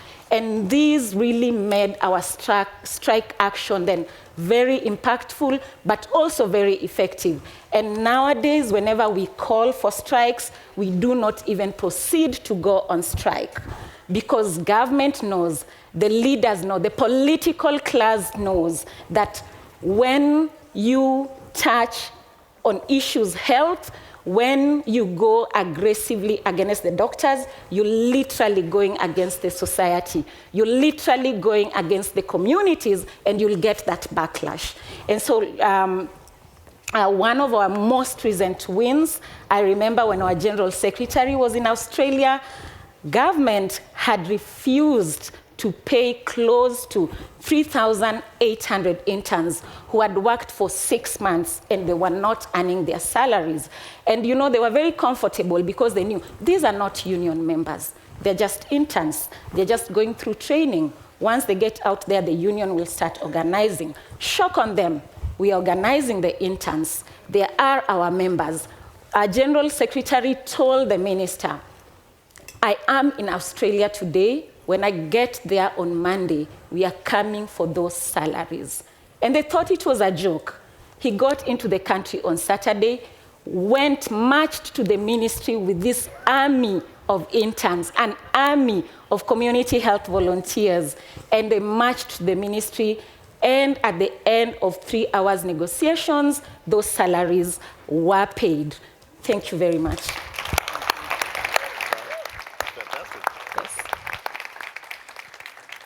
Thank you very much, Mercy. Before leaving the floor to Valeria, I remind to all of you that if you have any question, you can use the app, drop-down menu, ask a question, type the question in the language you want, and then they will be forwarded to me. Thank you. So let's move now to Valeria and to South America, more specifically Chilean context, and let's speak about young workers. Young workers who are facing precarious conditions, trying to gain back labor rights that their parents or grandparents had and they no longer have. Let's try to understand from your experience how these young workers union can be very effectful in engaging young workers, make them feel included, and put them at the forefront of the trade union movement. Thank you, Valeria. The floor is yours for 6 minutes. First, I'm very happy to be here. I'm representing the FENPUS, that is the Health Service University Professionals in Chile. With what we've heard from the different speakers, it's quite clear that despite difference in trade union realities, we can have we can see that there is a point in common between all these workers, that is how precarious conditions in work and work insecurity and contract workers have been used. This is a situation which can be seen everywhere and can be encountered in different regions. And in the case of our region, or rather of our country, today, furthermore, we have to add to this, there is a problem with those workers who have a precarious job and that suffered from the COVID-19 crisis. But with time passing, the health crisis was controlled, and so now they have found themselves in the jobs because of the different needs in hospitals. This situation not only reflects the lack of appropriate projection of the importance of human resources in public services, but it also means that they do not give the sector priority in the state budget. Having said that, we have to ask ourselves how trade unions can reflect or can act or do something to get closer to young workers. What can we do here? And the answer is, first, communicate with young people and asking young people exactly what do you want, what we do need, we young workers. And then we can start organizing the necessary work so that to sort of unravel the problems so that these workers can be brought in to stable jobs and good jobs for young people, but also include them in spaces which are important and in trade union spaces, and this is, I think, a challenge we have at global level. Therefore, on this basis, as this is as a point of departure, we can talk different aspects, like, for instance, the maintenance of the workforce, pushing for the eradication of precarious jobs, precarious salaries, so that young people can have good living conditions and avoid a problem, which is the migration of young workers to other systems, to other work systems. We must also ensure that public policies which are put in place have as a fundamental element the inclusion of young workers in all spaces. We also have to take on board the labor needs because of the new digital jobs and some jobs which sometimes these techniques sometimes seek at doing away with certain jobs. So it is important to ensure unionism and unite labor forces, which would, of course, ensure collective and active participation of workers in the trade union, so as to really focus the strength of the collectivity, which I think this is one of the challenges if we want to maintain an active trade union. We have to ensure on a permanent basis that, as was said, the other speakers, we have to use trade union tactics, for instance, in schools with volunteers, teachers, but we also have to occupy these platforms. We have to push leadership so as to train these people in all that relates to gaining trade union and policy education. We also, together with this, create great spaces in the trade unions for young people so that they can they can set up and clearly say what they need and, of course, enjoy the experiences that we have, and so that they can come in with us and work joint jobs without any generational discrepancies or discussions, so that we can create a better labor world. It is also important to enhance the cross-cutting issues of young people, both within trade unions, but as also in the public policies. I'm thinking, for instance, of gender, LGBTIQA+, anti-racism, indigenous peoples, environment, amongst other things. This must all be cross-cutting. In the list of actions we have to work on, there are certain needs that we can see at global level, that even if they do impact us in a cross-cutting way, those who are currently working in a precarious job continue to be people who are young workers. That is why it is paramount importance that these problems, and I insist on this, these problems they must learn this from the trade unions. So work with young people can be done within the trade unions, indeed, so as to go and look for them and help solve this problem that we encounter today. And many of the problems we have today have been dragging along for many years now. I think it is important that these not only be words, and I think that each one of the trade unions must take this on board so that these trade unions can organize their organizational policies and ensure a better future for all, for trade unionism, of course, but also for public services. And young people today, well, our work is essential because we're the present of our organizations, and we are the ones who will be sowing the future for those to come afterwards. We have to keep this trade union strength because for those that are still students. So I really invite you today to work today in the world of tomorrow. Thank you very much. Muchas gracias, Valeria. Thank you very much, Valeria. Last but not least, Silvia from Verdi. So, Silvia, can you tell us a little bit more about the incredible walkout in Germany during the of the public sector workers. And can you please explain us from the very beginning of this mobilization how you were able to mobilize people, how you were able to engage the members, and then to have an impact finally? Thank you.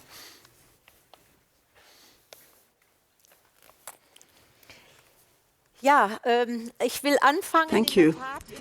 Let me begin with the difficult time of the pandemic. I'll say that we never let up.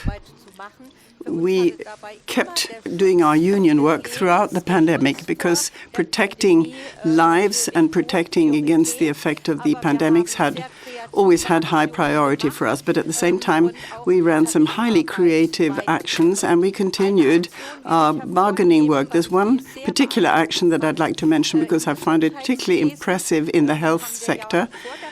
Before the pandemic, we already had quite a lot of problems. There were staff shortages, the pay was low, and during the pandemic, there was to be a meeting between politicians from the health sector, and obviously we couldn't collect together people from the hospitals during the pandemic. We couldn't summon them. We asked them to send us photographs. So we put those onto huge transparencies, and when the meeting of ministers took place, we displayed these huge screens with transparencies, and the politicians had to go past these photographs, and it was a sort of status symbol. The employees weren't able to attend the meeting because their presence was needed in the hospitals, but still they'd found a way of standing up for their rights. And it's something which really made an impression. Before the pandemic, well, like everywhere else in the world, there were major difficulties in the health sector. There's always a lack of staff and shortage of resources. Then came the COVID pandemic, and at that point, many people woke up to the fact how much valuable work they do, and a lot of promises were made. But then after the pandemic, people forgot, after having clapped like mad during the pandemic, they forgot what these workers had achieved. When Verdi realized we'd done a lot of information work. We'd explained how dramatic the situation was in the hospitals. We'd really communicated the problems that patients encountered when there weren't enough care workers or health workers, that health workers themselves were falling ill because there were staff shortages. We explained, we informed, we ran several actions, and people would say, oh, yes, the situation is very difficult and we certainly need to do something about it, but nothing really happened. And therefore, there was no relief for people working in the hospitals. And that's why, at one point, we said, listen, we're going to take the only tool that we ourselves can control, and we're going to, and that's a collective agreement. So we asked the employers to agree an agreement on the level of staffing, the required level of staffing in hospitals. As you can imagine, employers really don't like it when the unions tell them how much staff have to be made available in hospitals and clinics. And this was a very tough battle that we waged, but we managed for 24 large hospitals and university clinics, we managed to enforce collective agreements, and that against the stated opposition of the employers. And this agreement stipulated how many staff members had to be deployed in the hospital or clinic. And if those agreements could not be implemented, then the employees are given days off because they work long and tough shifts, and then they get some days or shifts off as a form of relief. There were very tough discussions, but we're proud to be able to say that we were able to make this breakthrough.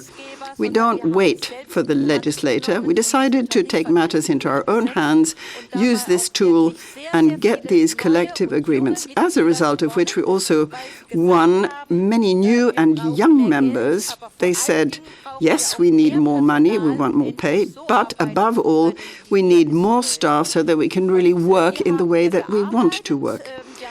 How did we go about doing this? Well, we adopted a number of organization methods in this bargaining round. We get the colleagues to come very close to events.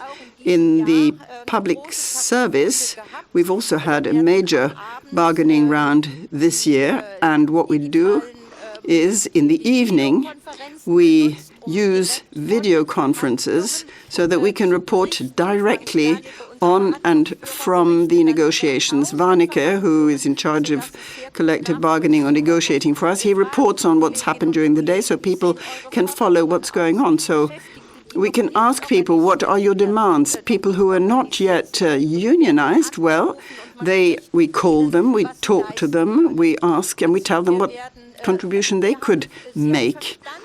They realized that we can't do this on their behalf, that we all have to do it together. We've all got to pitch in, and I think this resulted in a very high level of mobilization. When people see that pulling together, joining together, being active and going on strike, when people see that this really yields something, that creates trust, and you no longer have to beg people to join in. They can join in with full confidence, and I think we're on the right path, and we're going to continue to do this in other bargaining areas. But as far as the health sector is concerned, this has brought a great deal of self-assurance, the fact that we were able to impose or get these agreements on relief for overburdened health workers. Thank you very much, Silvia. So I received some very interesting questions, and one is directed to a specific panelist, and the other two are more generic, and then I might solicit some. So the first one is directed to the panelist from Kenya, and the question is, do you think that the model of opening membership to non-employed and student doctors can be used in other sectors of public service? And the question is by Jen Porcari.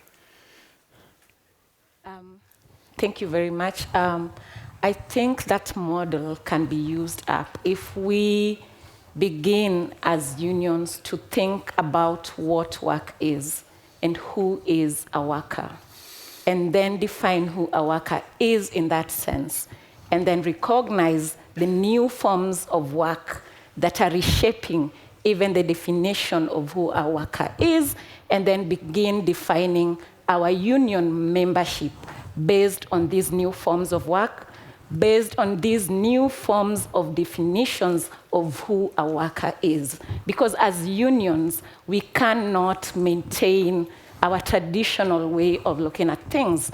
We cannot maintain our traditional way of looking at work, looking at workers, and defining membership. We have to transform with the way that society is transforming. We have to change, we have to evolve with the changes that we are seeing, but we must center the worker in everything that we are doing. We must center the worker, and we must center the worker as an organized worker. So we must organize the workers, and I believe that these models can work, even outside unions such as ours. Thank you. Thank you, Mercy. Thank you for your answer. I have another question by Maury Becerra, and is directed mostly to people who spoke about industrial actions and strikes and walkout, like PIPSA, like Chris, and like Silvia. So the question is, with all the challenges and complications during the pandemic, was the strike an effective instrument? I would ask each of you to contribute, remaining within a minute and a half, please. We can start maybe from you. Thank you. Kiitos. Thank you very much for the question. Well, strike is never our first aim. It has to be something that we can resort to speed up the negotiations. We have to be ready to strike, and this readiness has to be so strong that also the employer can sense it, so it can be like a preventive threat, as it were. But of course, we also have to be brave enough to launch this industrial action when the time is ripe. We have to be ready to do it, and our membership has to be ready. The union or the negotiators will not be the principal people here. It's the members. Thank you, Pipsa. Chris, what's your thought about this? Yes, especially as you said, with the challenges of COVID and the pandemic, when we decided to call the strike, and as the result, we believe that it was a very effective tool. And what it did, it forced us to pivot. It forced us to change the ways that we communicated, the way we engaged, the way we mobilized our members. So we came up with different ways. We pivoted. As I said, we reached all of our members. So in respect to the challenges, it made us better because it made us pivot and it made us sort of rethink and think outside the box. And one thing that I didn't mention during the challenges of the strike is once we called the strike, everybody's working from home. Where do we put our picket lines? So because we decided if you're on strike, you do not stay at home. If you're working from home from the employer and you go on strike, you have to show up to a physical picket line to be considered on strike. And what we did to overcome that, because what's the sense of having 80 people over at that building with nobody in the building and 100 people over at that building with nobody in the building? So we set up a picket line finder. It was an app. You go in and say, here's where I live. Where is the closest picket line? Oh, it's 4 kilometers away. I'm going to go join that picket line. So we had these very strategic and very large picket lines established, and I'll give a quick shout out to our friends at the Canadian Union of Public Employees, CUPE, especially the Ontario education workers who did very similar thing last year where they set up strategic picket lines. As I said, instead of having 100 people there and 50 people there, no, you have 5,000 people at this main intersection. So you're getting a lot of attention and you're getting your message out, and it was very effective. So the challenges of COVID, I think, actually made us better because we had to think outside that box and we had to pivot. Thank you, Chris. Silvia. Im öffentlichen Dienst in Deutschland streiken wir gemeinsam und das ist in the public service, we pull together, and it's very effective when there's no local transport, if there are no trains, if waste isn't collected, and if childcare is stopped and the health sector, when you do it all together, that can be very, very effective. We managed to gain a huge number of new members. Never before has that happened in a round of collective bargaining in the public service. So we're very proud that we managed to achieve this. As for the health sector, of course, it's very difficult to walk out because we are depriving sick people of our assistance. But you can be assured that the way we strike doesn't inflict any damage on anyone. We're trade unionists, we're human beings. We're here to make sure that people get better. So no one suffers from the fact that we strike in the health sector. We attach enormous importance to that. But our workers have also recognized that the employers are shameless in taking advantage of this stance on our part. They say, you're not allowed to strike. We say, yes, we are, but we do it differently. We do it in a very effective way so that the employers feel it, and they feel it at the bottom line, the financial bottom line, and that's very effective. Thank you very much, Silvia. Very inspiring story and reactions. So I have another question from Libby Nolan that I would address first and foremost to Jamu and to Valeria, and then anyone else who would like to contribute is welcome. Many thanks to the panelists. What preparation are affiliates undertaking to ensure the next pandemic safeguards public service workers. Differently said, how can we prepare for the next crisis? Wow.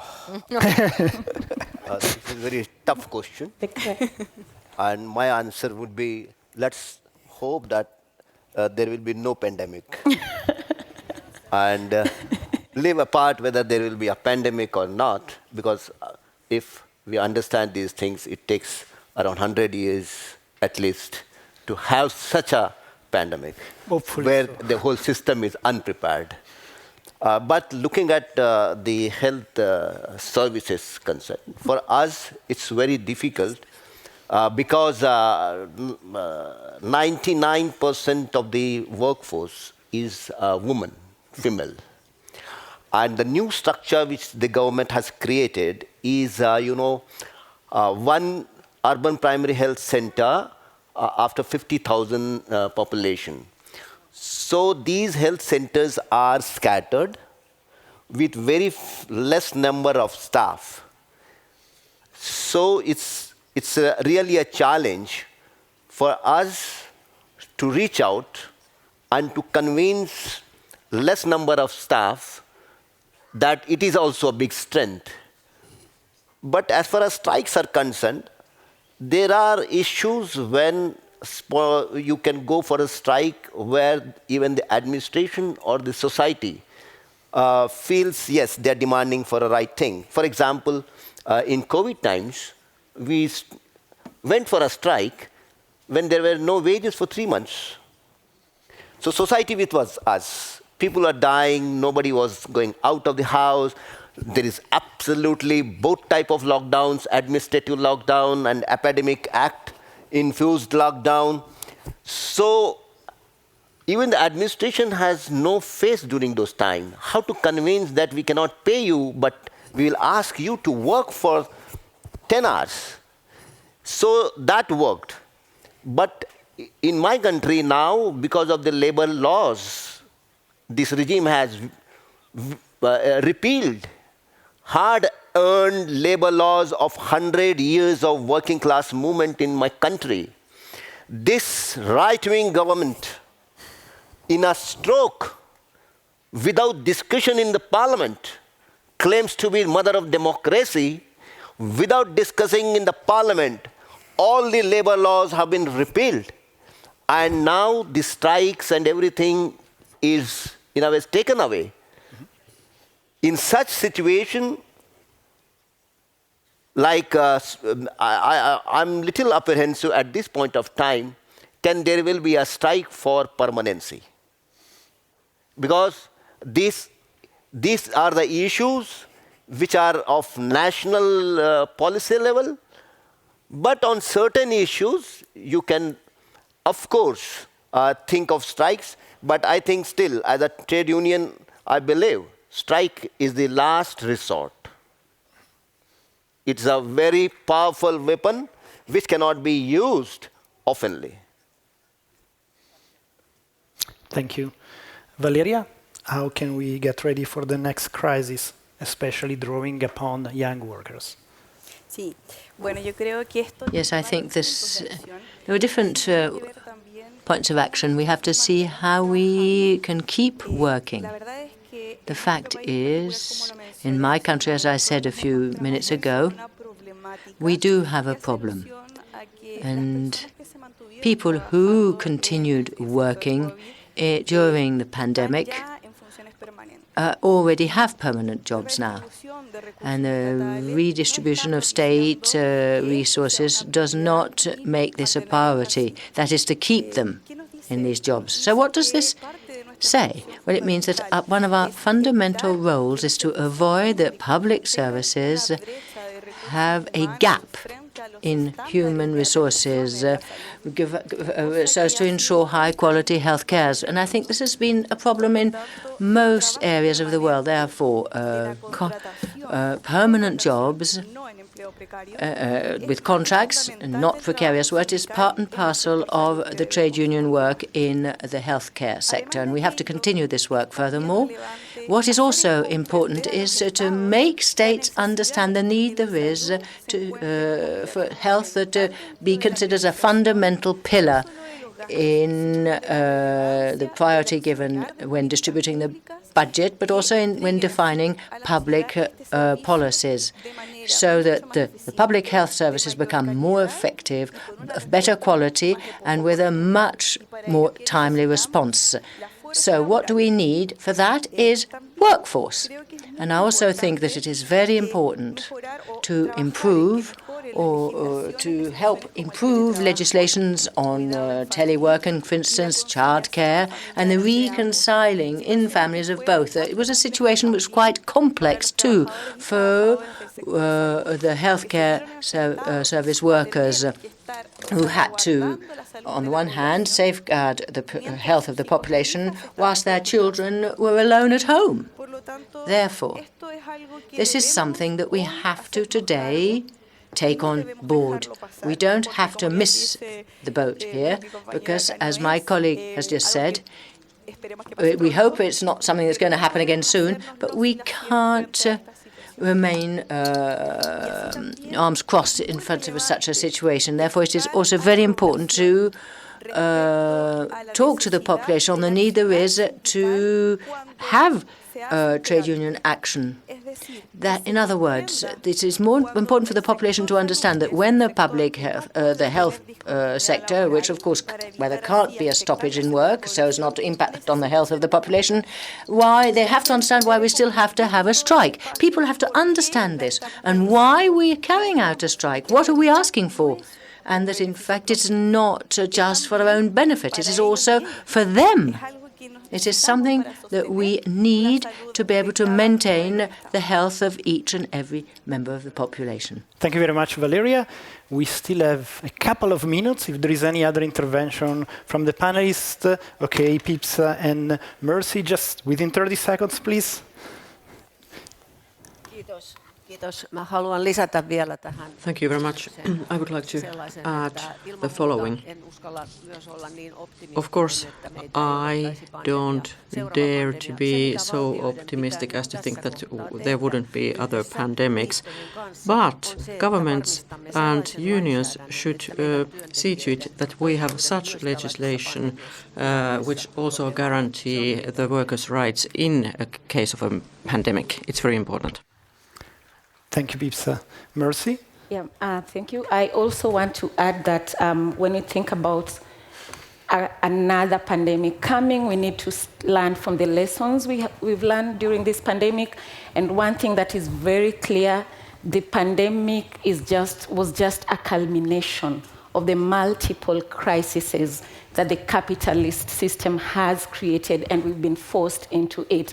And we are not going to run away from the pandemics. But the one lesson that we learned during the pandemic is that we must continue our demand for effective, transformative, public services. We've got to keep doing what we are doing because this is our safeguard against any future pandemics.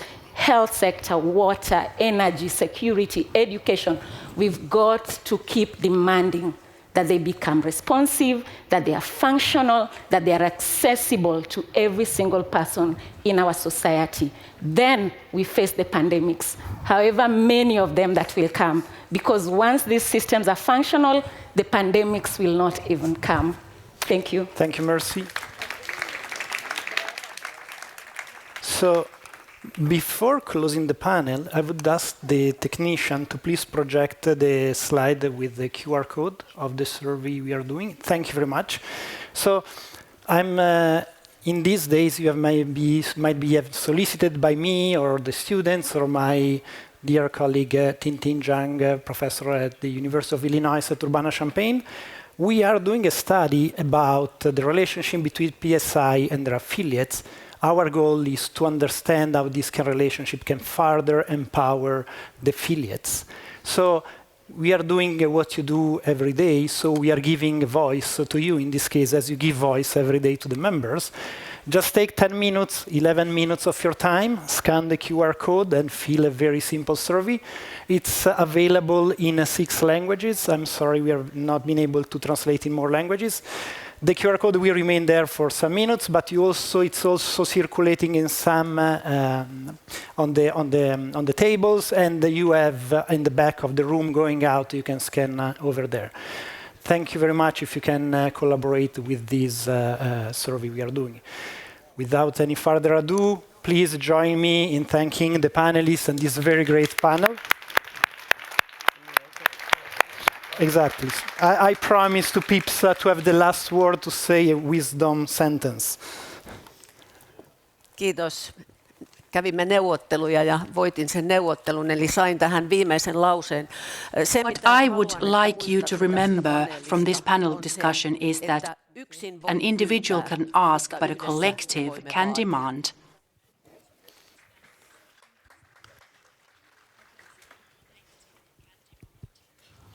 Thank you. The best way to close this panel. Thank you to all the panelists and thank you all the participants. Thank you. Thank you very much. Very good. Very good.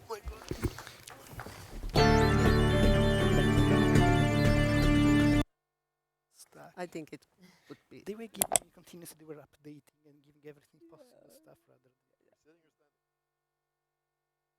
The situation for nurses in Zimbabwe is currently not great. Hundreds of people. Masks and gloves and hand sanitizers are in short supply. And the biggest challenge now is fixing Zimbabwe's economy. Soaring inflation, shortages of foreign currency, coronavirus. We are deeply concerned about the impact COVID-19 could have in Zimbabwe. Zimbabwean police arrested 12 nurses on Monday as they protested over pay, their union said. In other countries right now as we speak, all the citizens are celebrating their heroes who are the health workers. But in Zimbabwe, we are seeing the health workers who are the frontliners being arrested. The hospital management called the police and apprehended the 11 of us and threw us in a cell. I kept asking over and over, why? Why did they arrested me? Why won't the government give us our due? Why are we health workers paying the price for this pandemic?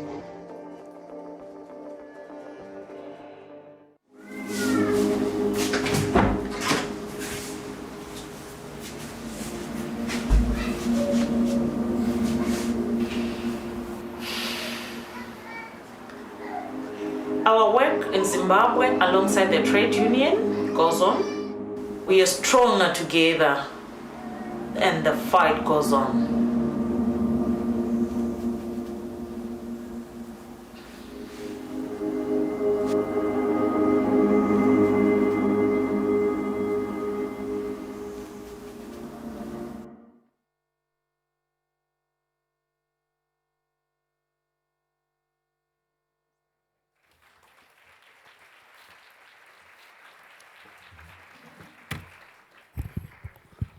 Thank you very much. And we are welcome to this session, a continuation of the work that we've been doing. Let me bring to the attention of Congress that we are 30 minutes behind time, and we have to try and make up for the time. I thank Congress for the commitment shown so far that has assured the progress that have been recorded. I think Congress deserves a round of applause for itself. Please, let's give ourselves a round of applause.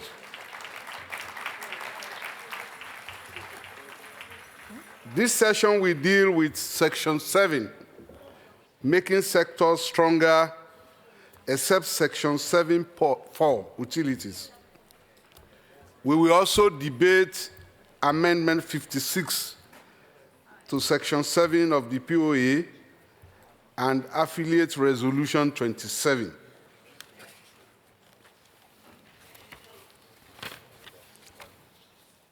we debate the program of action. I now call on Marcelo Estefano from Abupa to introduce Section 7 of the program of action. You have 5 minutes.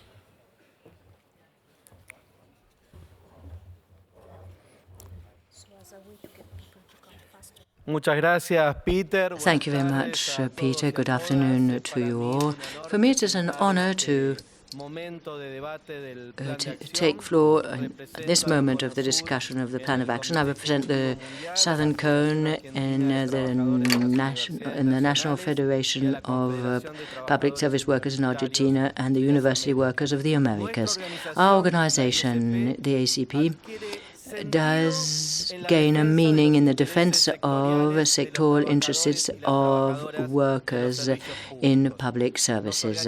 We organize in the whole territory, in regions, sub-regions, and countries. But to be really efficient in our work, we have structured our work and made and divided 5 sectors at global level. That is health and social services, central administration, local government and distribution services, and my sector, support to education, culture, and the media. Diversity, regional diversity, has also enabled us over the past years to create subsectors with regional federations and regional networks. And a lot of our work and the decisions that we take in this Congress, as said in the plan of action, will be enhanced through these different sectors. This plan of action is at the same time an ideological framework and a roadmap that comes out of a very broad debate that has taken place over more than 2 years. Thousands of workers have participated in this process that I think shows the democratic and participatory nature of PSI, and this is something that our dear friend Rosa Pavanella is leaving us all as a legacy. The health sector requires in-depth changes, particularly after the pandemic, the COVID pandemic. We have said to everyone, thank you for applauding us, but we want less clapping and more labour rights, better working conditions and a salary recognition. The local government and the regional governments have the highest levels of precarious working conditions and denying the right to bargaining. And the leaders act in a feudal manner and deny our rights. The distribution services, at the same time, very powerful tools of redistribution if they're in public hands and the workers therefore have rights. We want quality public services for all and each and every one of us. The central administration is key. Public employment cannot be a political box. We have to count on workers, professional workers who enjoy stability and independence. We want education and culture which is free and it is of quality, with decent work and appropriate budgets. We are against mercantilization of education and culture. So, dear brothers and sisters, this is what we're going to be discussing now. And we will be having this afternoon, when discussing this part of the plan of actions, it's who we are, it's about what we want, it is about how we organize ourselves to achieve this goal. And we do have responses in this plan of action. Who are we? We are the fighters that are defending the people, defending the young, defending women, defending diversity, for those who suffer and require solidarity. What do we want? where we want respect for our human rights, our working rights, our social rights, our economic rights, as well as our cultural rights. And how do we organize ourselves? Well, fighting, struggling in schools, in offices, in the street, defending trade union freedom, collective bargaining, and the right to strike, so as to be able to achieve a fairer world and a more humanitarian world. I really hope we have a very great debate this afternoon. Thank you. I will now take speakers on Section 7 of the Programme of Action, except Section 7.4 on utilities that will be debated separately. After that, I will take speakers for and against the amendment. If your name is showing on screen, please come forward to the audience microphone. I call on Avilio Rojas from Fentat Sunat, Peru, to speak for Section 7 of the Programme of Action.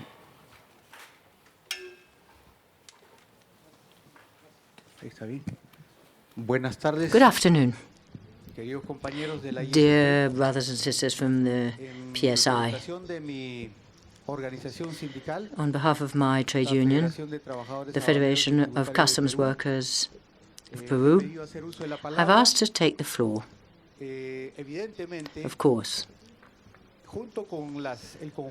alongside all the needs there are to strengthen public services, I think we also have to look into in great detail how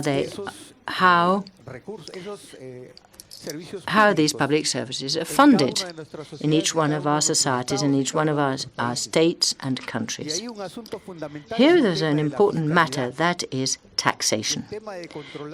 To control tax havens, controlling changes or schemes of taxation schemes that are and tax schemes with accumulation of create islands of wealth. And this is something that we have been working on for a long time, so as to ensure that the studies, or those who are studying, or the specialists really highlight the need there is to have a taxation system based on direct taxation rather than indirect taxation, because indirect taxation is that hits the most needy classes, and amongst which public service workers. Without needing to go into policy issues on tax reform, I would just like to say that by organizing issues relating to corruption, you can do away with these illusion islands, which mean millions and millions of public resources that could not be used, that are not this time used for public services. In my case, in my country, for instance, if only we levied what we were supposed to leave, the taxation pressure, which is something 15% of the GDP of the country, would go to about 22%, and we would be in the same standards of the countries of the whole region of sub-region of Latin America. And this hasn't happened for a long time, despite the fact that this is mentioned from time to time. We could also try and use the wealth that was accumulating. We saw this in the pandemic. A lot of sectors did enrich themselves. A lot of sectors accumulated a lot of wealth, and however, the taxation systems have been kept and have not been changed. They have been untouched. We're talking about countries where maybe they have, through popular vote, to more progressive solutions. However, taxation reform seemed to go hand in hand with fiscal justice, but in some countries this is absent. I think that in this line of work we have to strengthen organizations that are acting in the taxation field and in tax levying, customs, and everywhere where you can get public income, because that is precisely there, brothers and sisters, we're going to get the resources we need so as to be able to strengthen public services. Thank you very much.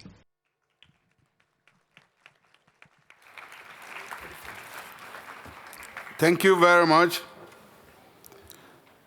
I now call on Zenaida Cortez from the National Nurses Union, USA. Thank you.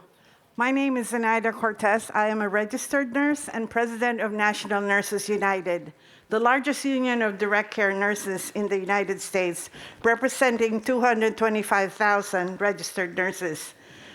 NNU strongly supports PSI's program of action for the health and social services sector. The world has lost nearly 7 million people so far to COVID-19 in the worst pandemic in over a century. The United States, which has arguably the most immoral healthcare system in the world, has just 4% of the world's population, yet 70% of the world's COVID fatalities. This is disgraceful. Throughout this pandemic, the World Health Organization and far too many governments around the world failed to protect nurses and other healthcare workers, and many tens of thousands of our colleagues lost their lives as a result. Had we been listened to from the start about the need to use the precautionary principle, about the need to recognize that COVID is spread through aerosols, and the need for multiple layers of protection in healthcare workplaces, and if governments, healthcare employers, and the World Health Organization had taken the appropriate action, many of these deaths could have been prevented. We agree with PSI's long-held belief that well-funded and safely staffed universal public health systems are the foundation for pandemic preparedness and response.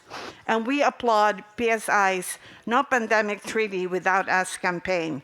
Together, all of us must put pressure on our respective governments to insist that the treaty that is still being negotiated recognize that labor rights and occupational health and safety protections are key global infection control measures. And we must all continue to insist that the World Health Organization revise its guidance to governments and employers to require the proper PPE to protect against aerosol transmission and implement policies that institute multiple layers of protection. And lastly, we must all continue to work to ensure that everyone, everywhere in the world, have equitable access to vaccines, tests, and medicines. We do this so that the lives of our sisters and brothers lost in this battling disease have not been in vain. We do this because all of our lives continue to depend on it.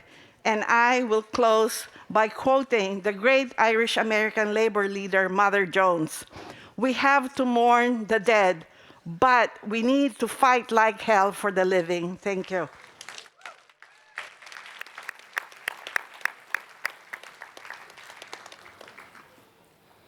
Thank you very much. I invite Nobuko Watanabe from JHCW of Japan.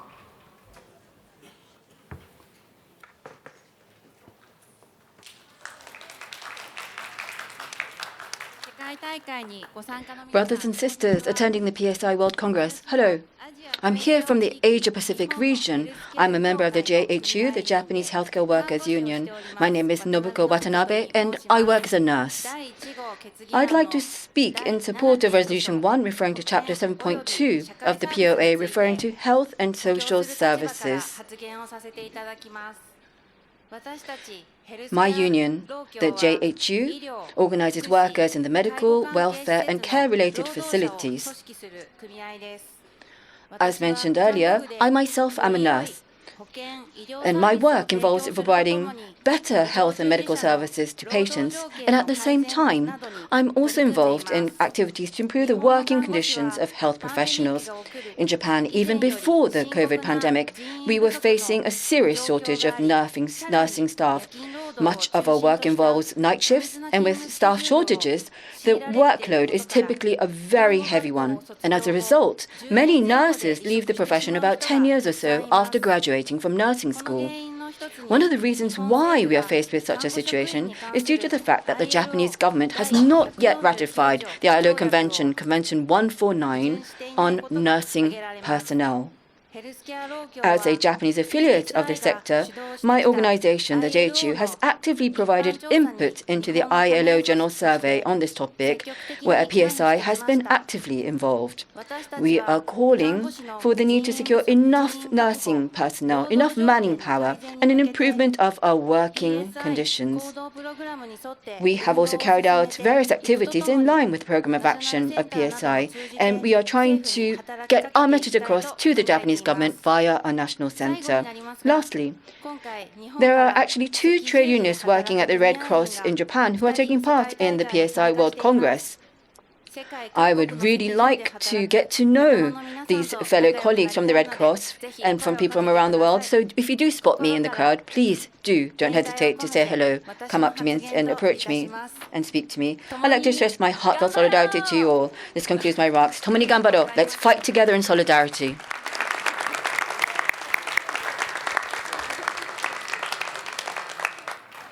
Thank you very much. Let me invite Jang-won Sok of KHMU, South Korea.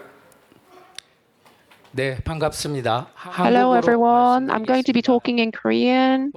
You all get the interpretation. So first of all, I am really honored to be here, and I'm really proud to be with all of you here today. I am Jang Won-seok. I'm the Senior Vice President of the Korea Health and Medical Workers Union. We are committed to fighting for public health. The medical and care services are not commodities to be traded. When we are sick, we have to be able to be treated anywhere and at any time.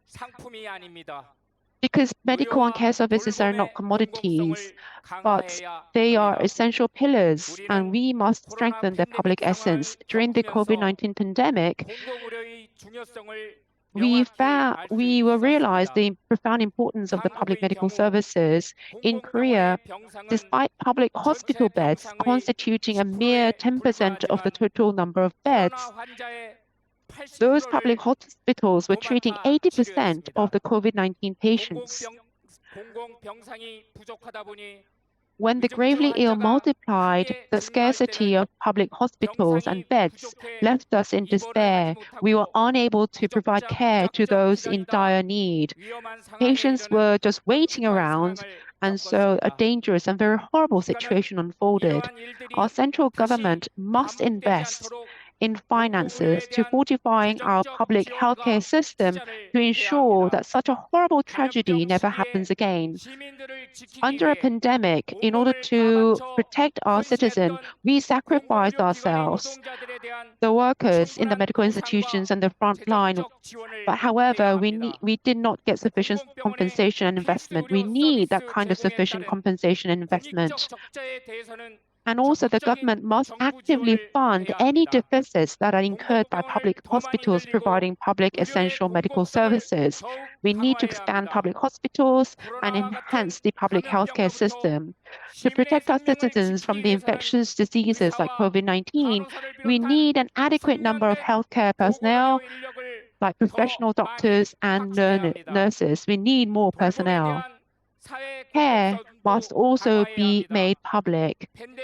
The COVID-19 crisis underscored the urgent need for enhanced public social care serving the most underprivileged. It's paramount that we prevent the burden falling disproportionately on women. We have to ensure that it's a social responsibility. We must champion policies that prioritize the fundamental rights of care workers and ensure that society takes on responsibility. Our voices rang out loud and clear on the July 13th when we staged a nationwide general strike in a decade to demand these policies of the government. We fought to create a society where everyone is respected. As PSI affiliates, let's lead the way in fortifying our public healthcare system and safeguard the public. Together, united in purpose, humans over profit, lives over money. 투쟁. Thank you very much. Thank you very much. There is one more speaker that is showing that. Let me invite Fenia Wolf of Verdi, Germany. Dankeschön. Thank you. Let me begin by saying good evening, and I'd like to thank the previous speakers. I'll admit that I'm a little bit nervous speaking here for the first time and speaking before so many people who all together want to improve the world we live in. Thank you very much. Exciting. One first general wish or request: we mustn't only describe what happened in the past, but what should become in the future. We saw from the video we saw this morning how important that is. I'm a healthcare professional, and I too, as such, am a bridge over troubled water. And that makes me jolly proud, I must say. We must all be proud of ourselves, and we must get respect and consideration and change the perception that people have of us. We mustn't confine ourselves to talking about the past. We have to shape the future together. We've learned just how important we are. We are absolutely crucial to survival. And the public service is that too. And health must certainly not be a commodity. Health must not be a source of profit. Never. Then there's another point, which something I experience every day in my daily work. We need more staff, well-trained staff, so that people can be looked after in a dignified way. I really love my profession with my heart, and I'm absolutely passionate about it, but I don't want to be exploited any longer. I've had enough. This is another reason for giving our active support to this section in the Programme of Action. I say to all of you, be proud, be loud, and look around the hall. Look left, look right. Take it all on board. There are so many of us, and that gives us the power to change things. People over profit.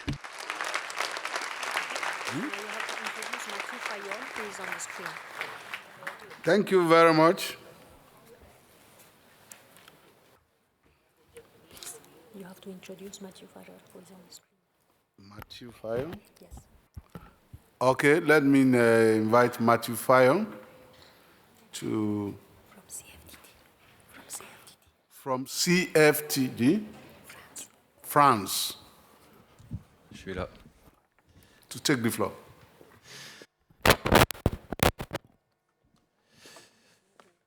Chers camarades du monde entier, Dear brothers and sisters from the whole world, I would first at the outset like to say it's fantastic to be here at this Congress of our dear PSI. I would like to present an amendment which is carried by all French trade unions. We would like to thank the EB and SOC of the PSI that recommends supporting this amendment. That is Amendment 56. It is an amendment that aims at strengthening the 7.3 of our plan of action on PSI for local and regional administrations, the LRG sector, as we call it, and that is of the sort of municipal workers. The LRG sector and the professions carried out by workers in this sector are those that are least recognized and the least valued. Do you know that the LRG sector is not even recognized as a specific sector at the ILO? But the services carried out by our colleagues in the LRG sector are essential. They are at the forefront in crisis situations, and of all the crises we're actually talking about during this Congress. So adopting this amendment would make it possible that in our work, on our plan of action rather, certain priority objectives be mentioned. One, the need there is to strengthen the organising of the LRG sector throughout the world and to move out of of informality of many workers who carry out local public services with no contract and no protection, and they could be included in the public service and they could be organized, which would strengthen our organization. We would also want the PSI to continue developing its LRG trade union network at the international level so as to act as a collective for the LRGs of the world, which would help us maybe stress how important this sector is with international organizations, the UN organizations, the OECD. French trade unions would like to thank Daria Shivadou from the staff of PSI for the excellent work that he has done over the past years, and we want this to continue. We want to formalize a global social dialogue with the LRG sector, with the employer associations of LRGs. There's been a precedent with the UCLG, and the Secretary General, Milia says, took part in the first panel this morning. I think we have to give recognition and give them the pride. They deserve to be proud of what they're doing at the local level.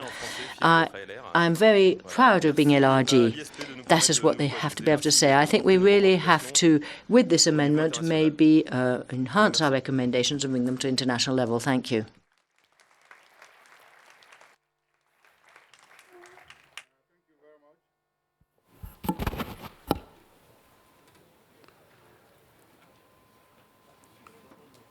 Here we will now be debating Amendment 56. And we have already, Matthew Fayol has already moved and presented the amendment. So we now will call on Steve Joseph of DPSU Dominican to speak in favor of Amendment 56. Thank you, Chair. Thank you.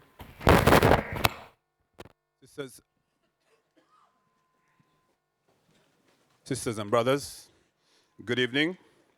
And this is Dominica, not the Dominican Republic. I stand in support of Amendment 56. And this is significant to advancing deeper discussion and action on building global alliances to achieve greater recognition for local and regional government sector. Within the Caribbean sub-region, we recognize that many of our members, as well as those in the general public, do not readily identify the work done in LRG. In fact, talking with these workers, we know the work that they do and recognize the value. And the workers themselves are proud of the work that they do, and they value the work they do on behalf of our population, of our people. But unfortunately, in many instances, the work done by sanitation workers, firefighters, laborers, general workers, is only valued in times of crisis. In fact, the work must be valued at all times. And the work is critical from preparedness to response and recovery to emergencies and disasters. At the same time, these very workers, many of them, are underpaid and they are undervalued.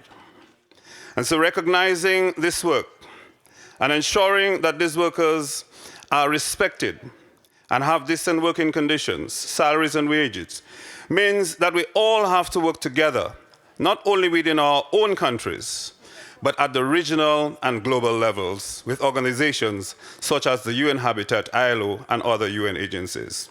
We support the amendment. Our workers in LRG deserve better in solidarity.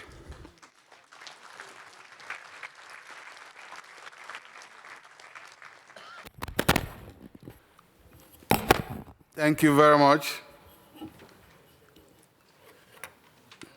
We will now vote on Amendment 56 to Section 7 of the Program of Action.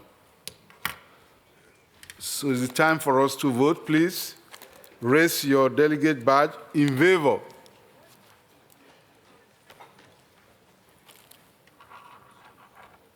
Thank you very much. Raise your delegate badge against. This is overwhelming. I declare Amendment 56 to Section 7 of the Program of Action adopted.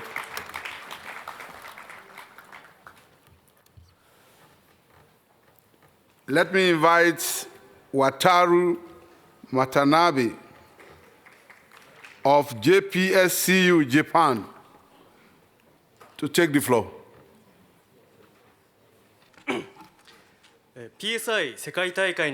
Greetings to our comrades participating in the PSI World Congress. My name is Wataru Watanabe from Asia Pacific region, Japan. I am participating from JPSU, Japan Customs Union, JCU. I would like to speak in favor of Resolution Number 1, Chapter 7.5, National Administration. During the pandemic, the Customs Office where I work continued its border control operations while taking measures to prevent infection by wearing masks, PPE, and rubber gloves to deal with travelers and returnees from overseas. For workplaces like ours, where there is a limited personnel, once there is someone who is infected or there is an infection cluster that occurs, it is impossible to reassign the human resources, as this would make it impossible to continue providing public services. And that is why we have been taking a very thorough measure at my workplace. But as a result, this has resulted in unplanned spending, as well as a great effort to procure necessary supplies. Currently, the COVID-19 countermeasures are loosening in Japan, but it is necessary to maintain certain awareness of future risks. We must be prepared for any possibility of new threats or pandemics in the future. We at PSIJC in Japan are strongly urging the government to secure necessary budget to continue to provide quality public services. Recognizing that this is a common issue that is shared by many countries around the world, we are committed to working together with our colleagues in PSI. I made this statement in expression of my determination and my solidarity. Colleagues around the world, 共に頑張ろう. Let us work together in solidarity.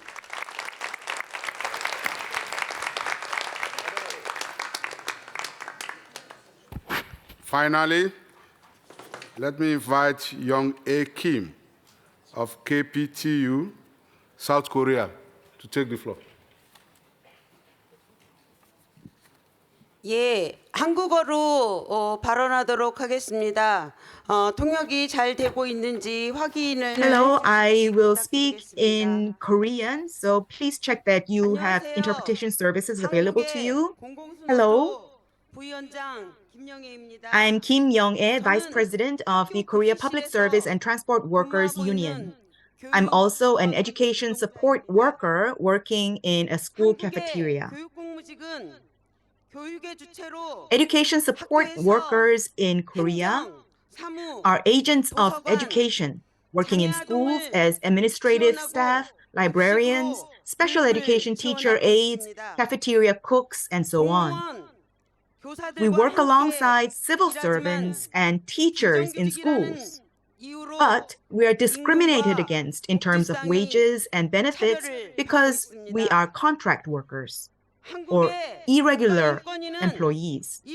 The Korean National Human Rights Commission has found such discrimination to be unfair and recommended corrective measures. However, education authorities are not complying with these recommendations. And although we are permanent contract workers with no fixed term and we can't be dismissed at will, about half of us go without pay during school vacations because we have no work. The struggle of irregular workers, including education support workers, led the South Korean government to set up a consultative body with the relevant unions. And this body was called the Public Employees Commission. It was set up in 2020, but This temporary consultative body ended its term last year without any substantive discussions. And the current government is not engaging in any dialogue or coming up with any measures related to irregular workers in the public sector. 98% of education support workers in Korea are women, and increasing numbers of school cafeteria workers not only suffer from musculoskeletal disorders, but are contracting lung cancer from cooking fumes. The WHO classifies cooking fumes as a class 1 carcinogen. But the Ministry of Education and the Metropolitan and Provincial Offices of Education have failed to take basic measures to improve the health and safety of our workplaces and workers. Moreover, the Korean government, together with conservative school superintendents, has recently tried to avoid its responsibility by privatizing school lunch services. We hope that the adoption of the program of action at this PSI Congress, especially Section 7, will further strengthen the work of the education support sector within the PSI so that the PSI can provide greater support to the irregular education support workers around the world who are struggling against precarious work and the threat of privatization, and for our recognition without discrimination as agents of school education.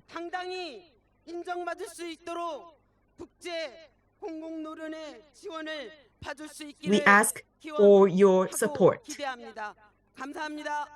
Thank you very much.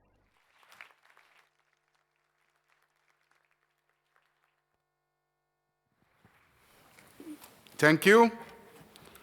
We will now vote to adopt Section 7 of the Program of Action, except 7.4 as amended.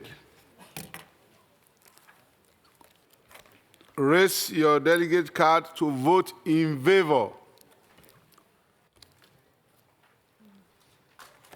Thank you very much. Please raise your delegate vote to vote against. Thank you. I declare Section 7, except 7.4 of the Program of Action adopted. Thank you very much. Now we move to Resolution 27. We will now debate Affiliate Resolution 27, which is supported by the Executive Board. I call on Jan Hochat Dare of AFT USA to move the motion, to move Resolution 27, please. Jan, you have 3 minutes. Thank you very much. Good afternoon again, siblings. I would like to start by saying AFT recently merged with a higher education union, which now makes us one of the largest higher education unions in the United States. I would also like to mention that AFT is a member of Education International as well as PSI, and we would like to see a stronger bond and greater collaboration between these two global federations. The AFT believes that higher education, through our community colleges, public colleges, and universities, is a public good that serves as a pathway to individual improvement, civic and democratic health, and economic growth. Privatization of higher ed is a blueprint for the opposite: inequality, lower quality services, and all at a higher cost. Our workers who believe in academic freedom and shared governance are under assault from hostile privatizers and political extremists, all in an attempt to bend our public mission to private uses. We can and we will continue to fight back. This trend towards privatization in education is driven by the pursuit of profits, and it's leading to disinvestment, increasing workloads, abusive management, inconsistent policies, and stagnant pay. We need to fully fund our educational facilities for the common good. So I support this resolution because we can fight for the good, sustainable higher education careers, and we fight for the right to job security, equitable pay and benefits, academic freedom, high standards, and a role in shared governances. And because it is in the public sector, we will fight to ensure that the benefits of higher education are affordable and accessible to the diverse communities, diverse in background, status, income, and geography. Please support this resolution. Thank you. Thank you, John. As we do not have speaking requests on this resolution, we will now vote on Resolution 27. Raise your delegate badge in favor, please. Thank you very much. And raise your delegate badge against. Thank you. It's overwhelming. I declare Resolution 27 adopted.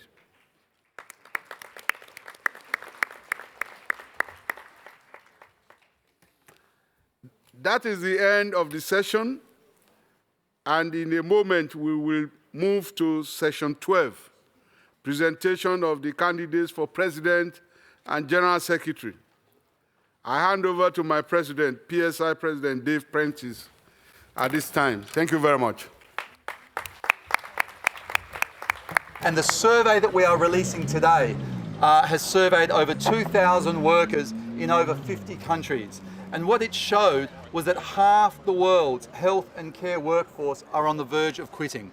And that is a catastrophe for a healthcare system that has been under stress for decades, that was stressed majorly by the COVID crises, and now is struggling to recover, because these health and care workers are skilled workers that take 3 and 4 and 5 and sometimes 10 and 12 years to train. And if those workers are resigning, if half of those workers are considering resigning, then that is a catastrophe for the healthcare systems that have been established, and a catastrophe for those countries that are looking to establish healthcare systems in the future. But most disturbingly, a third of those responders say that understaffing is leading to needless deaths of patients. And many of them have reported witnessing the needless death of patients simply because they don't receive the support that they need to provide the care that the community deserves. And of course, this is devastating for the families who are losing loved ones, but it's also devastating for the workers who are witnessing this. The workforce in the health and care system don't join for the money, they don't join for the glory, they join the healthcare workforce because they are committed to making people better. They are committed to healing people. And when they are undermined and not provided with the ability to do their job, then it undermines morale and the resignations and the ability to retain staff is undermined even further. Now, this hasn't happened by chance. This is a consequence of decades of underfunding and decades of privatisation.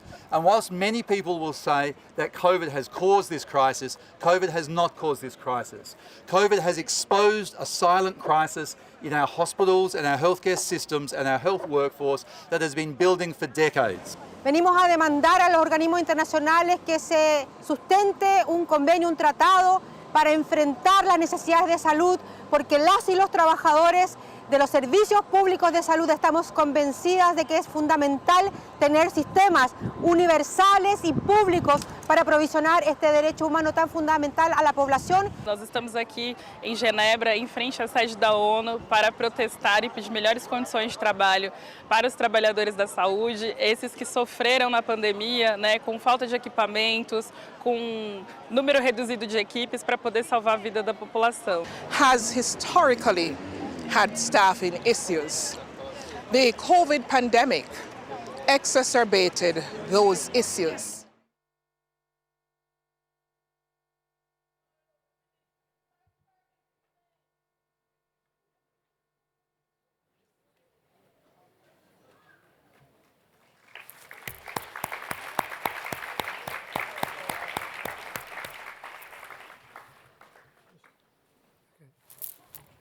Okay, good afternoon. Microphone. Okay, good afternoon, everybody. We now move on to session 12. It's the presentation of candidates for the positions of General Secretary and President. And before I do that, I would like to thank Peters for chairing this afternoon, and not only that, for all the hard work that Peters has put in support of PSI over many, many years. He's been a true champion of PSI in Africa. So thank you so much, Peters.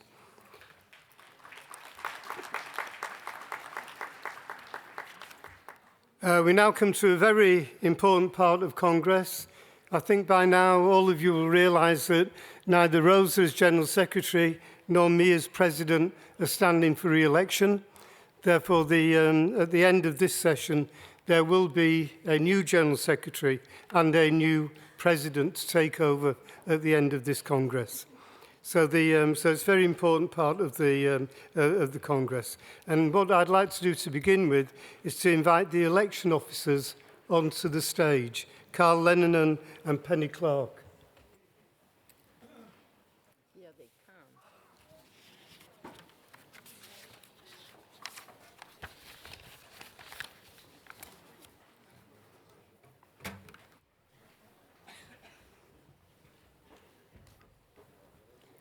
Okay, thank you for coming on stage. I think it's your job to announce how many candidates we've got in these elections. Thank you very much. Good afternoon, everybody. And I'm very pleased, Penny Clark, EPSU, and Carl Leinen, the election officers, were very pleased to present together the two candidates for the General Secretary and the President. And first of all, I would like to thank the Executive Board on behalf of us both for entrusting us with this really key and important and pleasurable task. So I will begin with the General Secretary. We had one candidate, Daniel Batosa, Danny, and there is a list of the nominations he received in support in the report that you have. So all I need to say, it is my great pleasure, our great pleasure, to present to you, to Congress, Danny Batosa as the next General Secretary of PSI.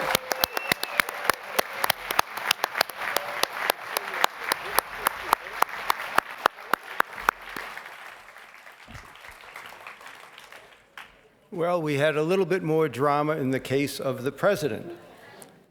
At the close of the nomination period, two individuals had received nominations. In our role as election officers, we contacted both individuals to see if they would accept the nomination. Britta Leon from Fackverbundet ST has accepted the nomination. Rosa Pavanelli, who was also nominated, declined the nomination. As a result, we have one candidate for the office of president, and I think you then know who the next president of PSI will be. And at this point, I guess we're supposed to invite both candidates to come to the stage. They have some statements.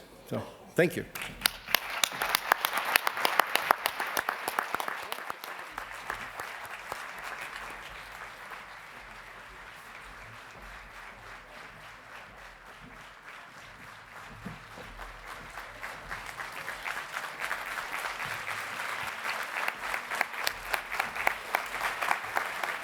Okay, before you speak, Danny, I would like to thank Carl and Penny for their introduction, for both the candidate for General Secretary and the candidate for President. We do have to go through a little process of an election. So, we are now asking Danny to speak to the Congress in support of his candidacy for General Secretary. So over to you, Danny. Great. Thank you, Dave, and thank you, Rosa. Comrades, over the last 6 years, PSI has fought to give public service workers a voice on the global stage. We fought for trade union rights, we fought for quality public services, and against the privatisation that makes this impossible. We fought for a fair, inclusive model of globalisation and sustainable development for the working class across the world, and especially for those from the global south who face the double burden of exploitation and neo-colonialism. And we fought for an inclusive society that values everybody and their human rights. But we live in a world of multiple crises, and the recent events in Ukraine and the Middle East and the escalating climate crisis, political turbulence and COVID pandemic show that these crises are no longer isolated events. 6 years ago, when we stood here at PSI's 30th World Congress, we launched a program of action that I was very, very proud of. A program of action that set out our analysis of the world and sounded a warning. If we do not act, we risk sleepwalking into a world of multiple crises. I think it's safe to say the world has woken up in the last 6 years, and our analysis of those warnings were prescient. And it's now clear that amongst those in the global trade union movement, we can say proudly that we were the ones ringing the alarm bells, and we were doing it loudly. And we were the ones who had the vision for what an alternative could look like. A fair, inclusive and just alternative that puts people over profit. We've launched our Care Manifesto that sets out to revalue care work. We've led the global union movement to be LGBT plus inclusive. We've led the campaign for accessible vaccines for all, and we've put tax justice front and centre. There's no Portuguese, apparently. Do we have Portuguese? Have we got Portuguese now? No Arabic either. Okay. My understanding is that the system itself has just crashed, and it will be rebooted, which may take a few minutes. Sing a song? Yeah. Who wants to sing a song?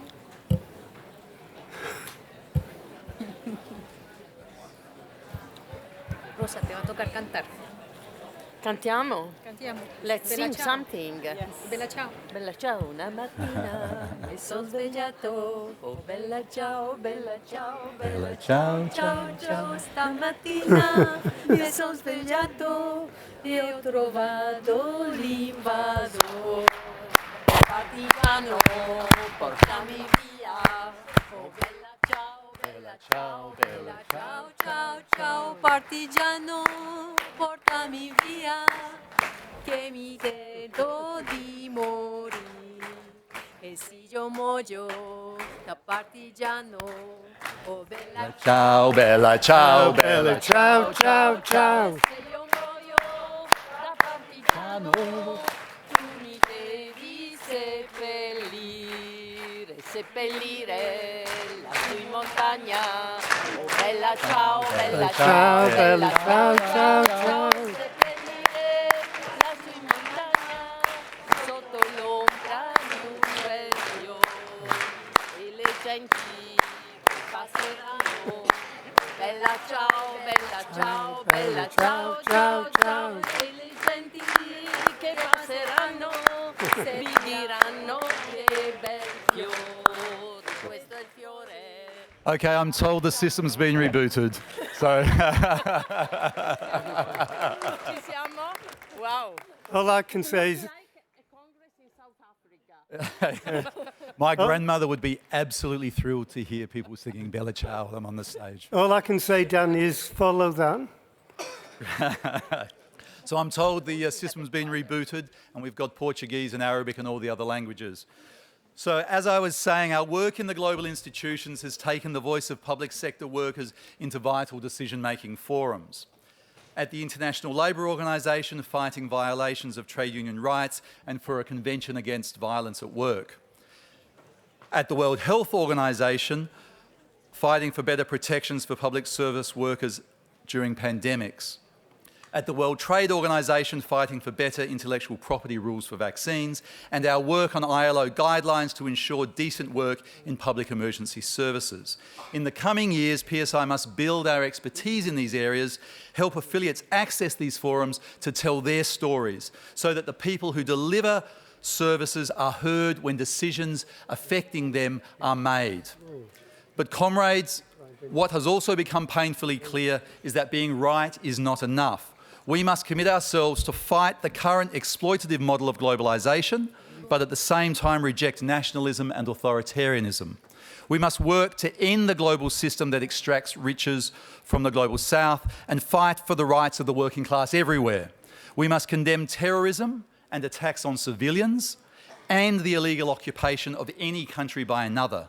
We must build strong national democracies with social dialogue and a strong multilateral system capable of negotiating peace and solving global problems.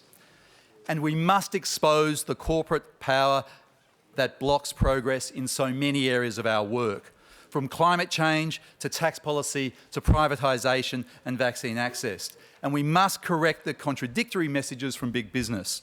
The competition amongst workers is good for the economy, but that companies need monopolies on intellectual property. The public sector workers are paid too much, but we must pay private sector bosses more if we want to attract talent.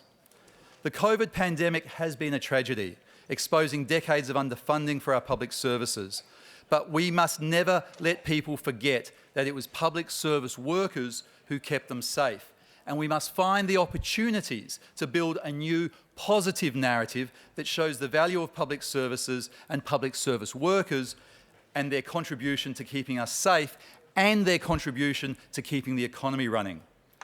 But above all, we must build our power. And for trade unions, this cannot be done without organising, and it cannot be done without growing. Growing our numbers by reaching out to more workers, but also growing our power by educating and involving our members and building alliances within and across communities.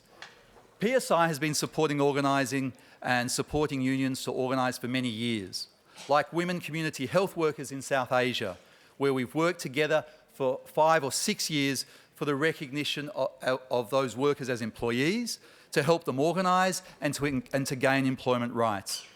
And recently we've been expanding this work into countries like Ghana and Kenya and Indonesia. PSI must continue to support unions to organise and grow and to expand this work to wherever our affiliates want to grow and get more powerful. To do this, we must get closer to our affiliates. We need to build our sectoral work if we're to build our power. Whatever the sector, our members are proud to be serving the local community and identify with their sector when they do so. And importantly, we must be fighting for trade union rights that can be enforced. This is central to building our power, and it is central to organising. We must continue our work at the ILO, holding governments accountable. We must fight for all workers to have freedom of association and the right to organise and bargain in independent trade unions. And continue our push for more standard setting at the ILO and an end to the impasse from the employers that is denying our right to strike. We must make it clear that it is a fundamental right of all workers to withdraw their labour. And we must fight to support our affiliate leaders when they're threatened or harassed. As a federation, we must prioritise keeping our comrades safe. If our leaders are not safe, then our work cannot progress. And if we do not keep our leaders safe, then nobody else will do that for us. And growing our membership and getting stronger requires inclusive unions.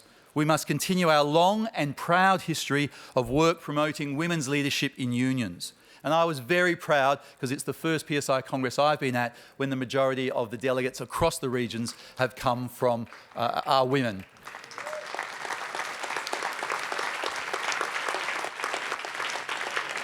I was also really proud that for the first time we've created a safe enough space that non-binary people feel safe enough to declare their presence amongst us, and I think they should stand up and be counted.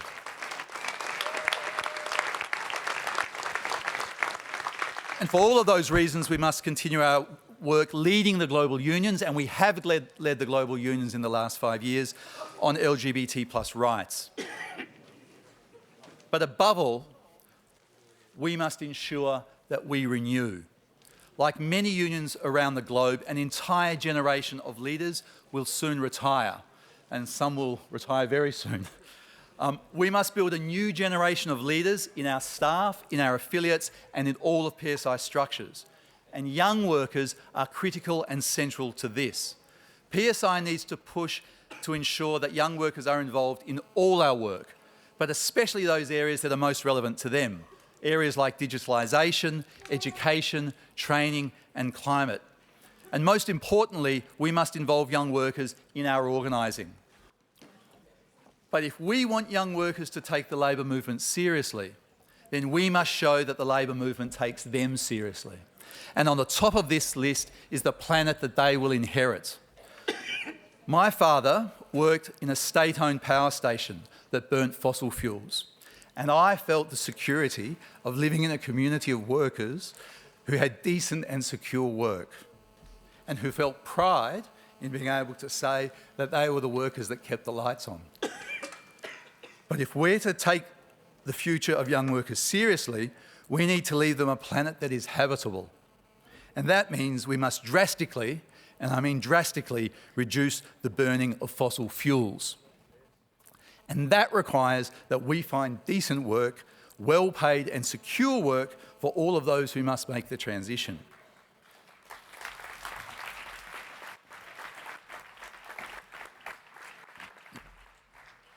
And importantly, that we recognise that countries that have burnt fossil fuel for a long time, the countries that have burnt the most fossil fuels by a long way, have a responsibility to help those countries that desperately need development and have not burnt as much fossil fuels as the developed world. But comrades, this is not beyond us. We need a massive public investment in renewable energy, but we also need to rethink our economy. My mother worked as a junior primary teacher for over 30 years. She cared for young people. She increased the well-being of families, and she increased the well-being of children that in the working class communities where we lived. And like most public services, she had a negligible carbon footprint. We don't need to burn carbon to have a safe, secure and fulfilling life. But we do need to rethink how we produce and how we consume. And we do need to invest massively in care work, in the broadest sense. Not for economic growth, although it's great for economic growth and it provides jobs for all, but because it makes our lives better. So continuing PSI work on care is a high priority for me.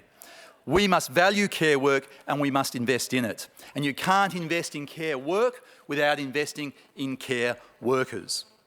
And if we are to remain relevant as a union movement, we must continue our work also on digitalisation. Artificial intelligence is disrupting public services and work, and it is facilitating privatisation of public services. We are not opposed to digitalisation, but like the introduction of all technology, and the labour movement has been dealing with the introduction of technology for 100 years, really since our formation with the Industrial Revolution, we must ensure that it does not undermine labour rights and increase precarity. And we must make sure that the productivity gains are shared fairly and the workers that create the value in this world get their fair share of the wealth and the value that they create. And we must ensure that unions have the tools to collectively bargain on the digital issues that affect them. That's why we initiated our Digital Future program that has trained over 300 union activists and leaders on digitalisation and digital practice in the last 3 years. Comrades, one of the great challenges for trade unionists in a global world is to educate and empower our members to understand the bigger picture whilst fighting for the issues that matter to them every day, helping them to win in the workplace today while seeking their support to change the systems that stop them winning tomorrow. And in this work, PSI plays an essential role. Our tax work demystifies and explains the way multinational companies suck the wealth out of our countries and into tax havens before workers and the tax office even know that it was created. PSI's work exposes the way privatisation drives up prices and undermines access to essential services. Our work on migration links decent work and public services to the struggles migrants face. And as the son of a migrant whose family was displaced after war, I know too well the burden of racism, xenophobia and its corrosive effects. But PSI must also provide practical support to our affiliates. The work we've done providing practical advice and tools on remunicipalisation is cutting edge and is leading the world. And there are more and more cases of remunicipalisation and more cases of remunicipalisation that are led by workers. And our digital bargaining hub, the first ever global database of collective bargaining clauses on digitalisation, has had an enormous take-up and is growing fast. And we're hearing the stories of affiliates who are using it to bargain better on digitalisation and take control of the change in their workplaces. These are the type of tools and these are the resources that we must provide to support affiliates in their struggles. And we must work closely with the solidarity support organisations that make a lot of this work possible. And finally, to succeed, we need to attract and retain the best possible staff. The work that our staff do is hard, and it's specialised, and it never ends. We must support them, including training and development, and we must provide them with social protections and job security to the greatest extent possible. Comrades, the global trade union movement faces many challenges in the coming years, and PSI is not immune to these. And we also face a period of renewal. It is an honour and a privilege to ask for your support. But this will be a collective struggle, and the movement cannot be built without you.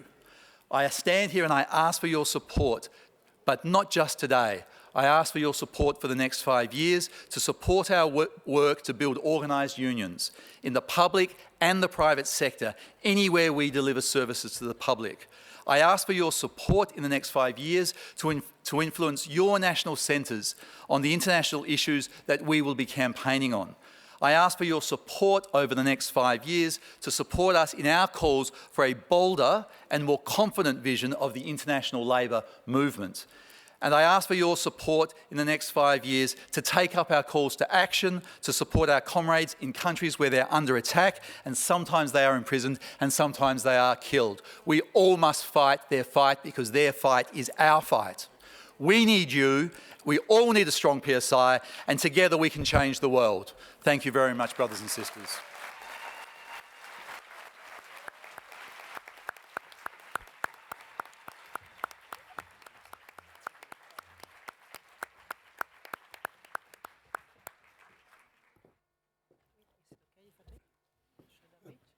Okay. No, not yet.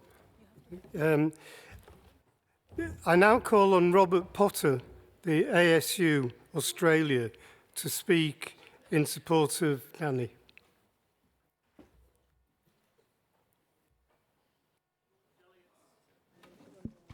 Delegates.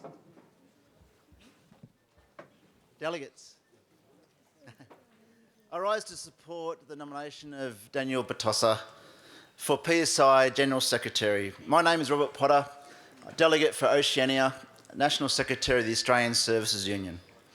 Firstly, I wish to thank all regions of PSI for their support of the nomination for Danny for his role and his candidacy. Oceania not only supports Danny, but also for comfort to delegates here today, Danny will deliver the leadership that is required to improve the lives of our global workforce. I know this because I first met Danny 3 decades ago, and he left an impression then just as he does now. Danny spoke with passion in representing individual workers in need and also collective bargaining in renewable communities in South Australia, in local councils, in municipalities, as well as underpaid women workers in social and community services and disability care. This grassroots experience forms Danny's core values and the fire in the belly that is required when you have your workers' well-being as your North Star. Delegates, we need to support Danny and his executive. In Australia, we have a saying, we've got your back. And I implore all regions to adopt this mantra for Danny and PSI leadership. Congratulations, Danny. A loss to Australia, but a gain to PSI and the world. Thank you.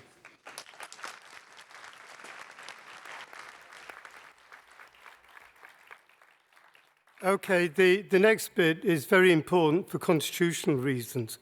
We've received the report of the election officers.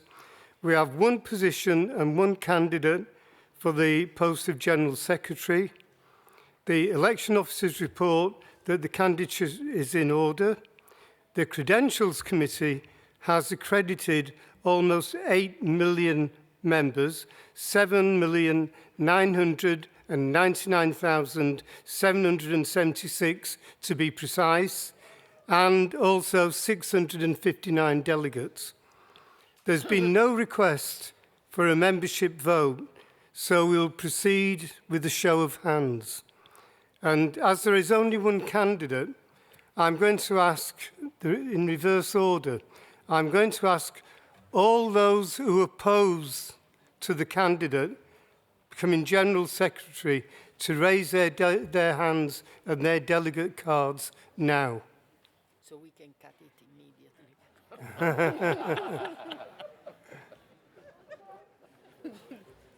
I can't see anybody. If somebody's opposed, can they shout out? Because it looks on this basis that nobody is opposed to Danny becoming General Secretary. The next question I've got to ask then is, one more question. Is anybody abstaining? No? So it appears it's a unanimous vote of the whole of Congress that Danny Bertucci becomes General Secretary of PSI.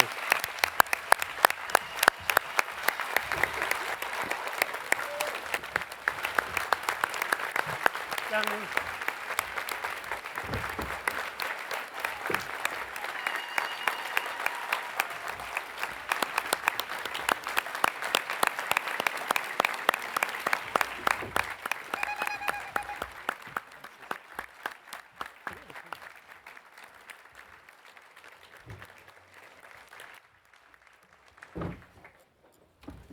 Oh, that really is great news. We're now moving on to the vacant position of President, and I now would like to invite the candidate to be President of PSI, Britta Lejeune, to speak to you all.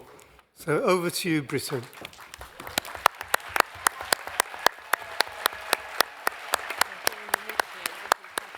Thank you, Dave. Thank you, Dave. Dear Congress, dear friends and sisters, I'm going to speak Swedish. You need your hearing things. And tell me if there is no translation, please. Tack för möjligheten att presentera mig och säga några ord om hur jag ser på vår gemensamma organisation, PSI, och vårt arbete de kommande åren. And for the work that awaits us in the years to come. Good.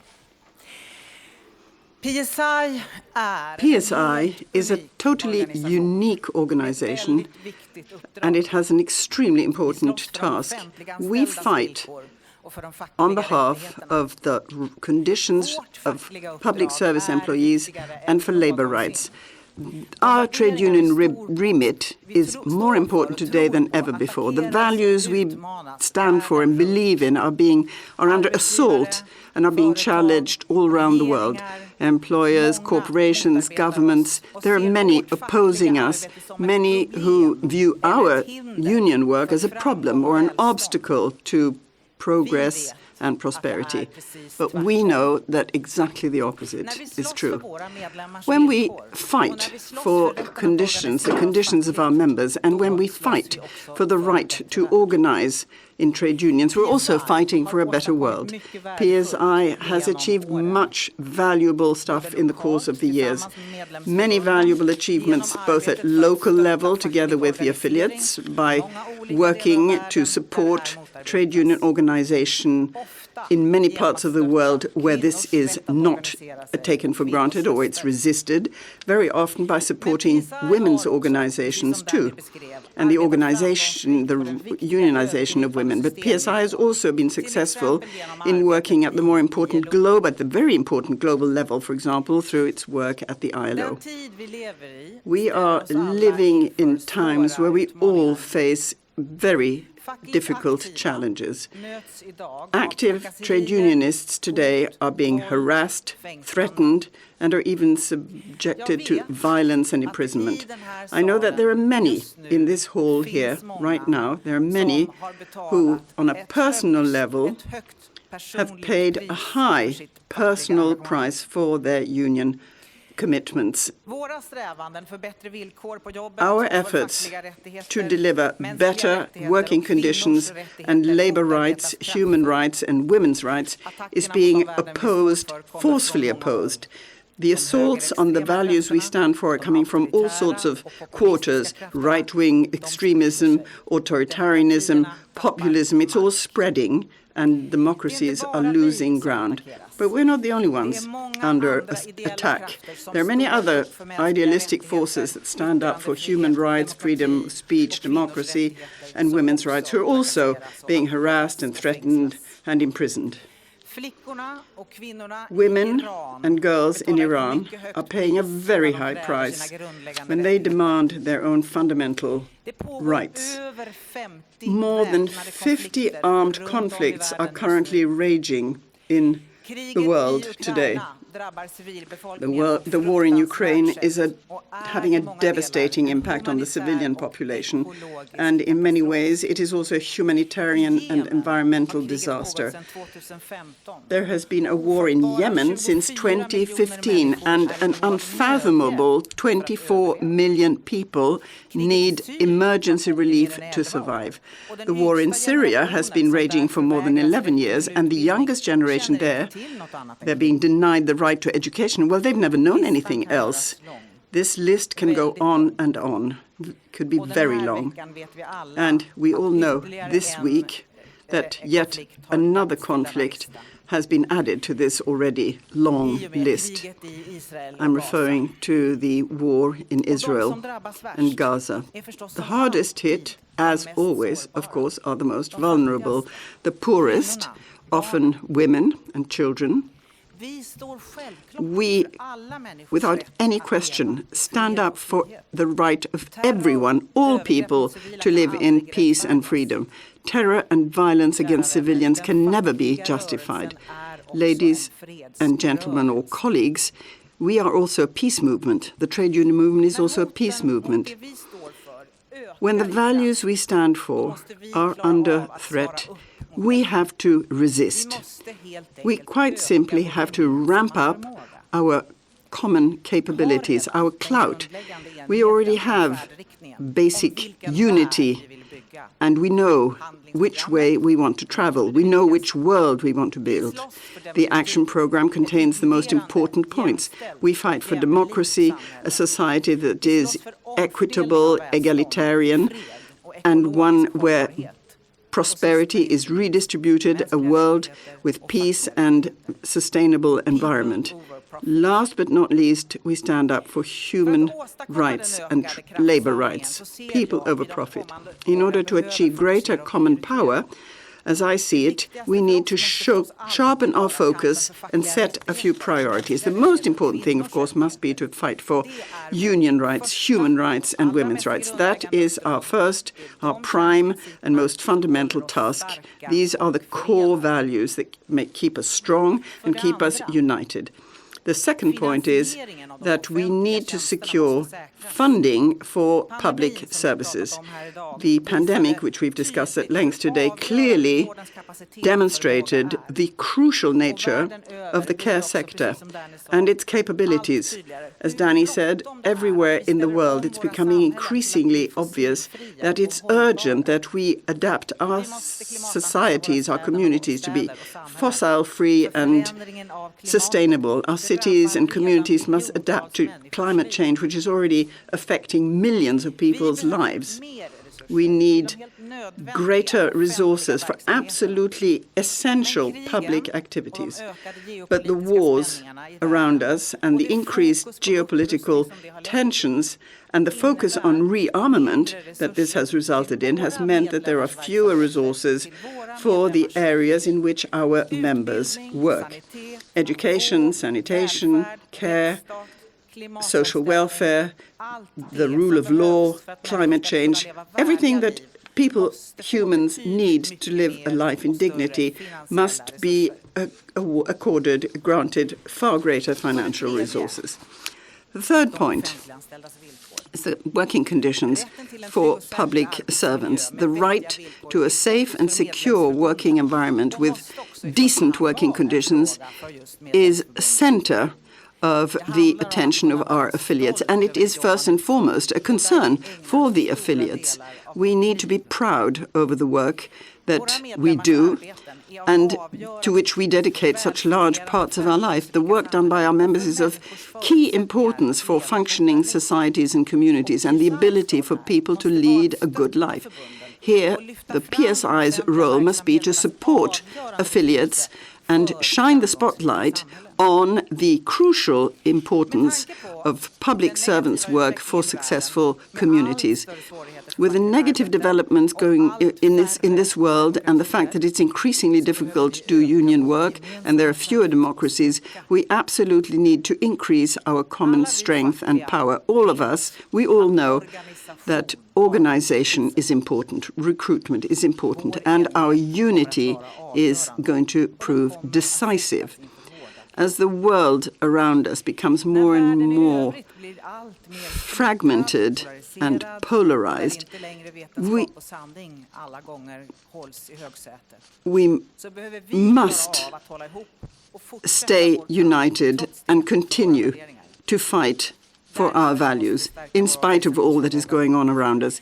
We also have to strengthen our own organization's capabilities. As I see it, we also need to get a better control over our finances. We're too vulnerable today, too much reliant on external project funding. Obviously, in the future too, we're going to continue to need external funds, but we also must take measures to ensure that we are less vulnerable and that we strengthen, we reinforce our financial capabilities. I therefore see that we need to set up a working group to deal with these matters.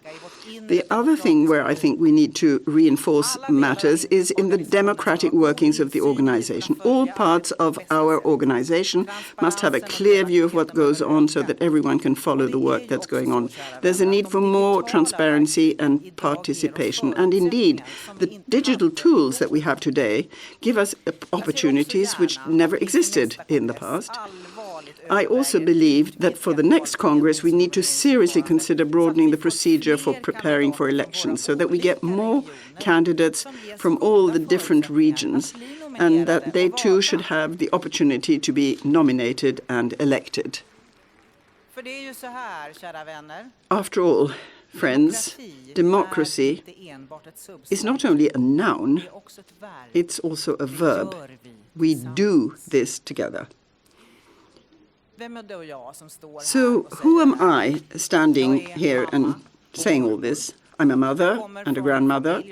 I come from a family where many were active in the union movement and in politics. My father's father and his brothers were born right up in the north of Sweden around the turn of the 20th century and grew up in great poverty since their father died young. They had no shoes on their feet, and my great-grandmother worked hard to prevent all her children being sold at auction. Therefore, this actually happened in Sweden in those days. Therefore, when they were adults, most of these relatives became active unionists, and because of their struggle on behalf of labor rights, they were blacklisted by the Swedish employers, and many of them emigrated to Norway and the USA, for example. I've also been an active unionist ever since I started working in the Swedish National Administration in the mid-80s. The authority I worked for was closed down when I became a safety officer.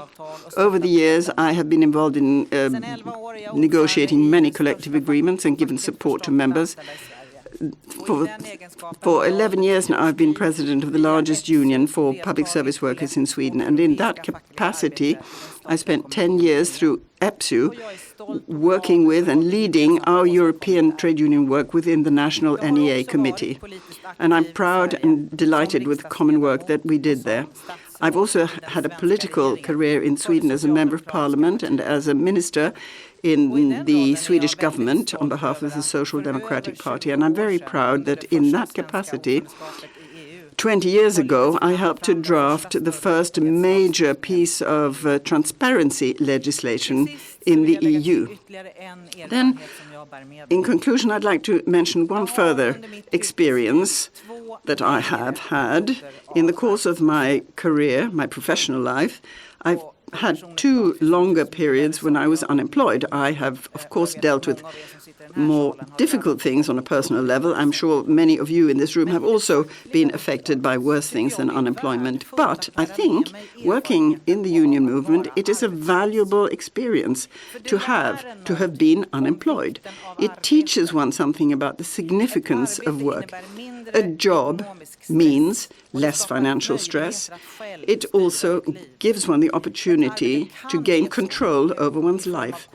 Work can give you so much in terms of colleagues, personal development, and pride, can even give meaning to one's life. That's to say, of course, only if work is work on reasonable terms, decent work. The opposite is devastating. Work where the conditions are poor or even dangerous will damage your health and your life. The fact that we have a job and what our workplace is like is absolutely decisive for the sort of life we lead. I'm very happy and indeed honored to have been nominated as president of PSI by my colleagues in Sweden, the Nordic countries, and the German and Austrian constituencies. Thank you very much indeed. But I also feel very humble in the face of the difficulties which I realize are involved in carrying out this task. But together with you, the affiliates, the wonderfully experienced and professional staff in PSI, together with Danny, our incoming General Secretary, I am convinced that together we can do an awful lot of good things. We have the knowledge, we have the experience, we have the organization. At this point, I would like to thank Dave and Rosa for everything you have done over the years to build a strong PSI, the strong PSI that we have today. Thank you very much. Well done.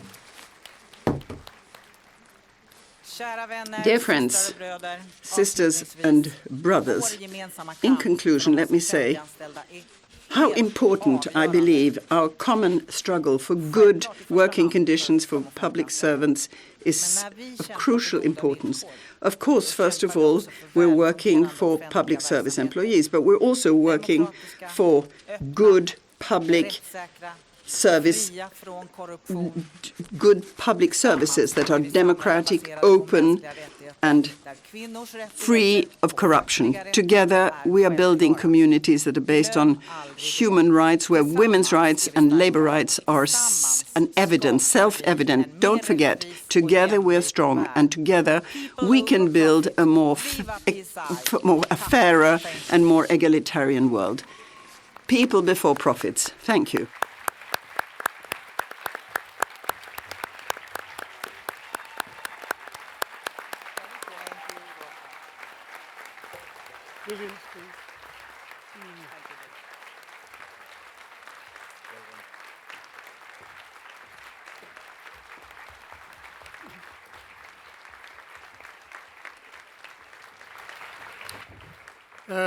Thank you, Britta, for an absolutely brilliant speech. But she's still not president of PSI yet. And one of our delegates has asked to speak on Britta's behalf, Yuri Pizuk from the State Employees Union of Ukraine. So, Yuri, if you're here, the floor is yours. Thank you. Dear brothers and sisters, first of all, I would like to say that Ukrainian public sector unions support the candidacy of Britta Leyen for the post of PSI President and Daniel Bertozza for the post of the PSI Secretary General. And now I want to address you in Ukrainian. Okay. Я зараз хочу сказати.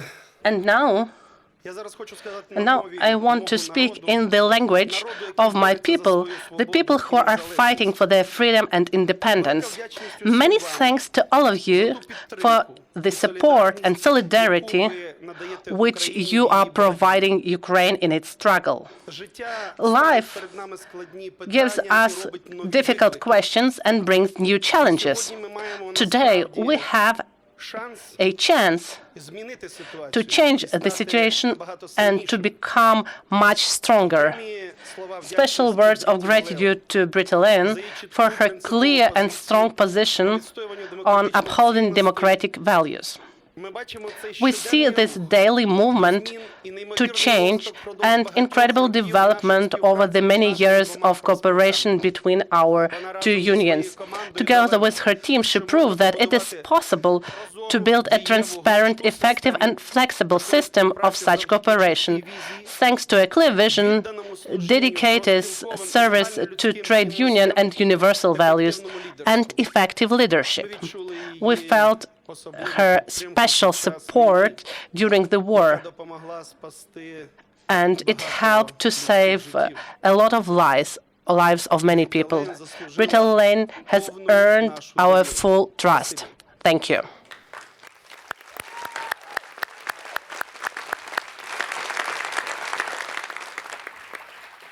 Okay, thank you, Yuri.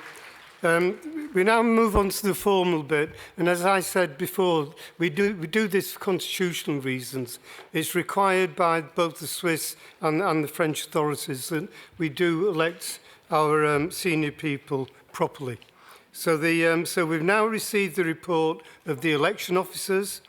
We have one position and one candidate for the position of President, Britta. The election officers report that the candidature is in order. And as mentioned before, the Credentials Committee has accredited almost 8 million members and 659 delegates. There's been no request for a membership vote, so we will proceed by show of hands. And as there is only one candidate, I ask all of those opposed to Britta to raise their delegates' badges and their hands. The people opposed, we know there'll be very few. And again, it's a very, very big hall, this, but I cannot see any credentials raised in the air, which it appears that nobody is opposed to Britta becoming our president. I'll go one stage further. Does anybody wish to record an abstention?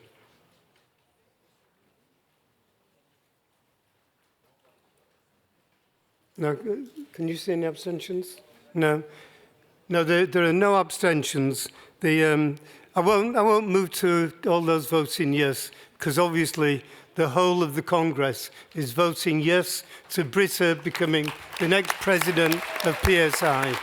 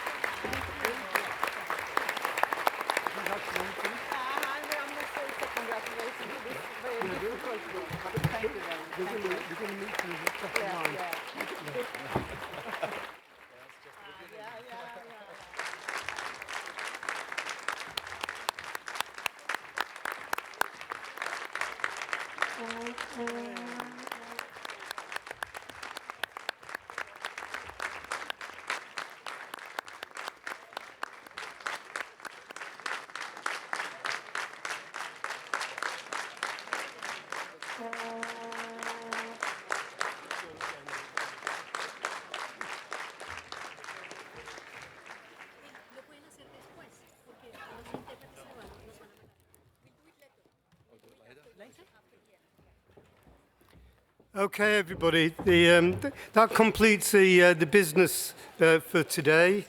Please be reminded that the speaking list for tomorrow morning's session will be closed at the end of this session. So if you do want to speak in the morning, get over there now and get your name recorded.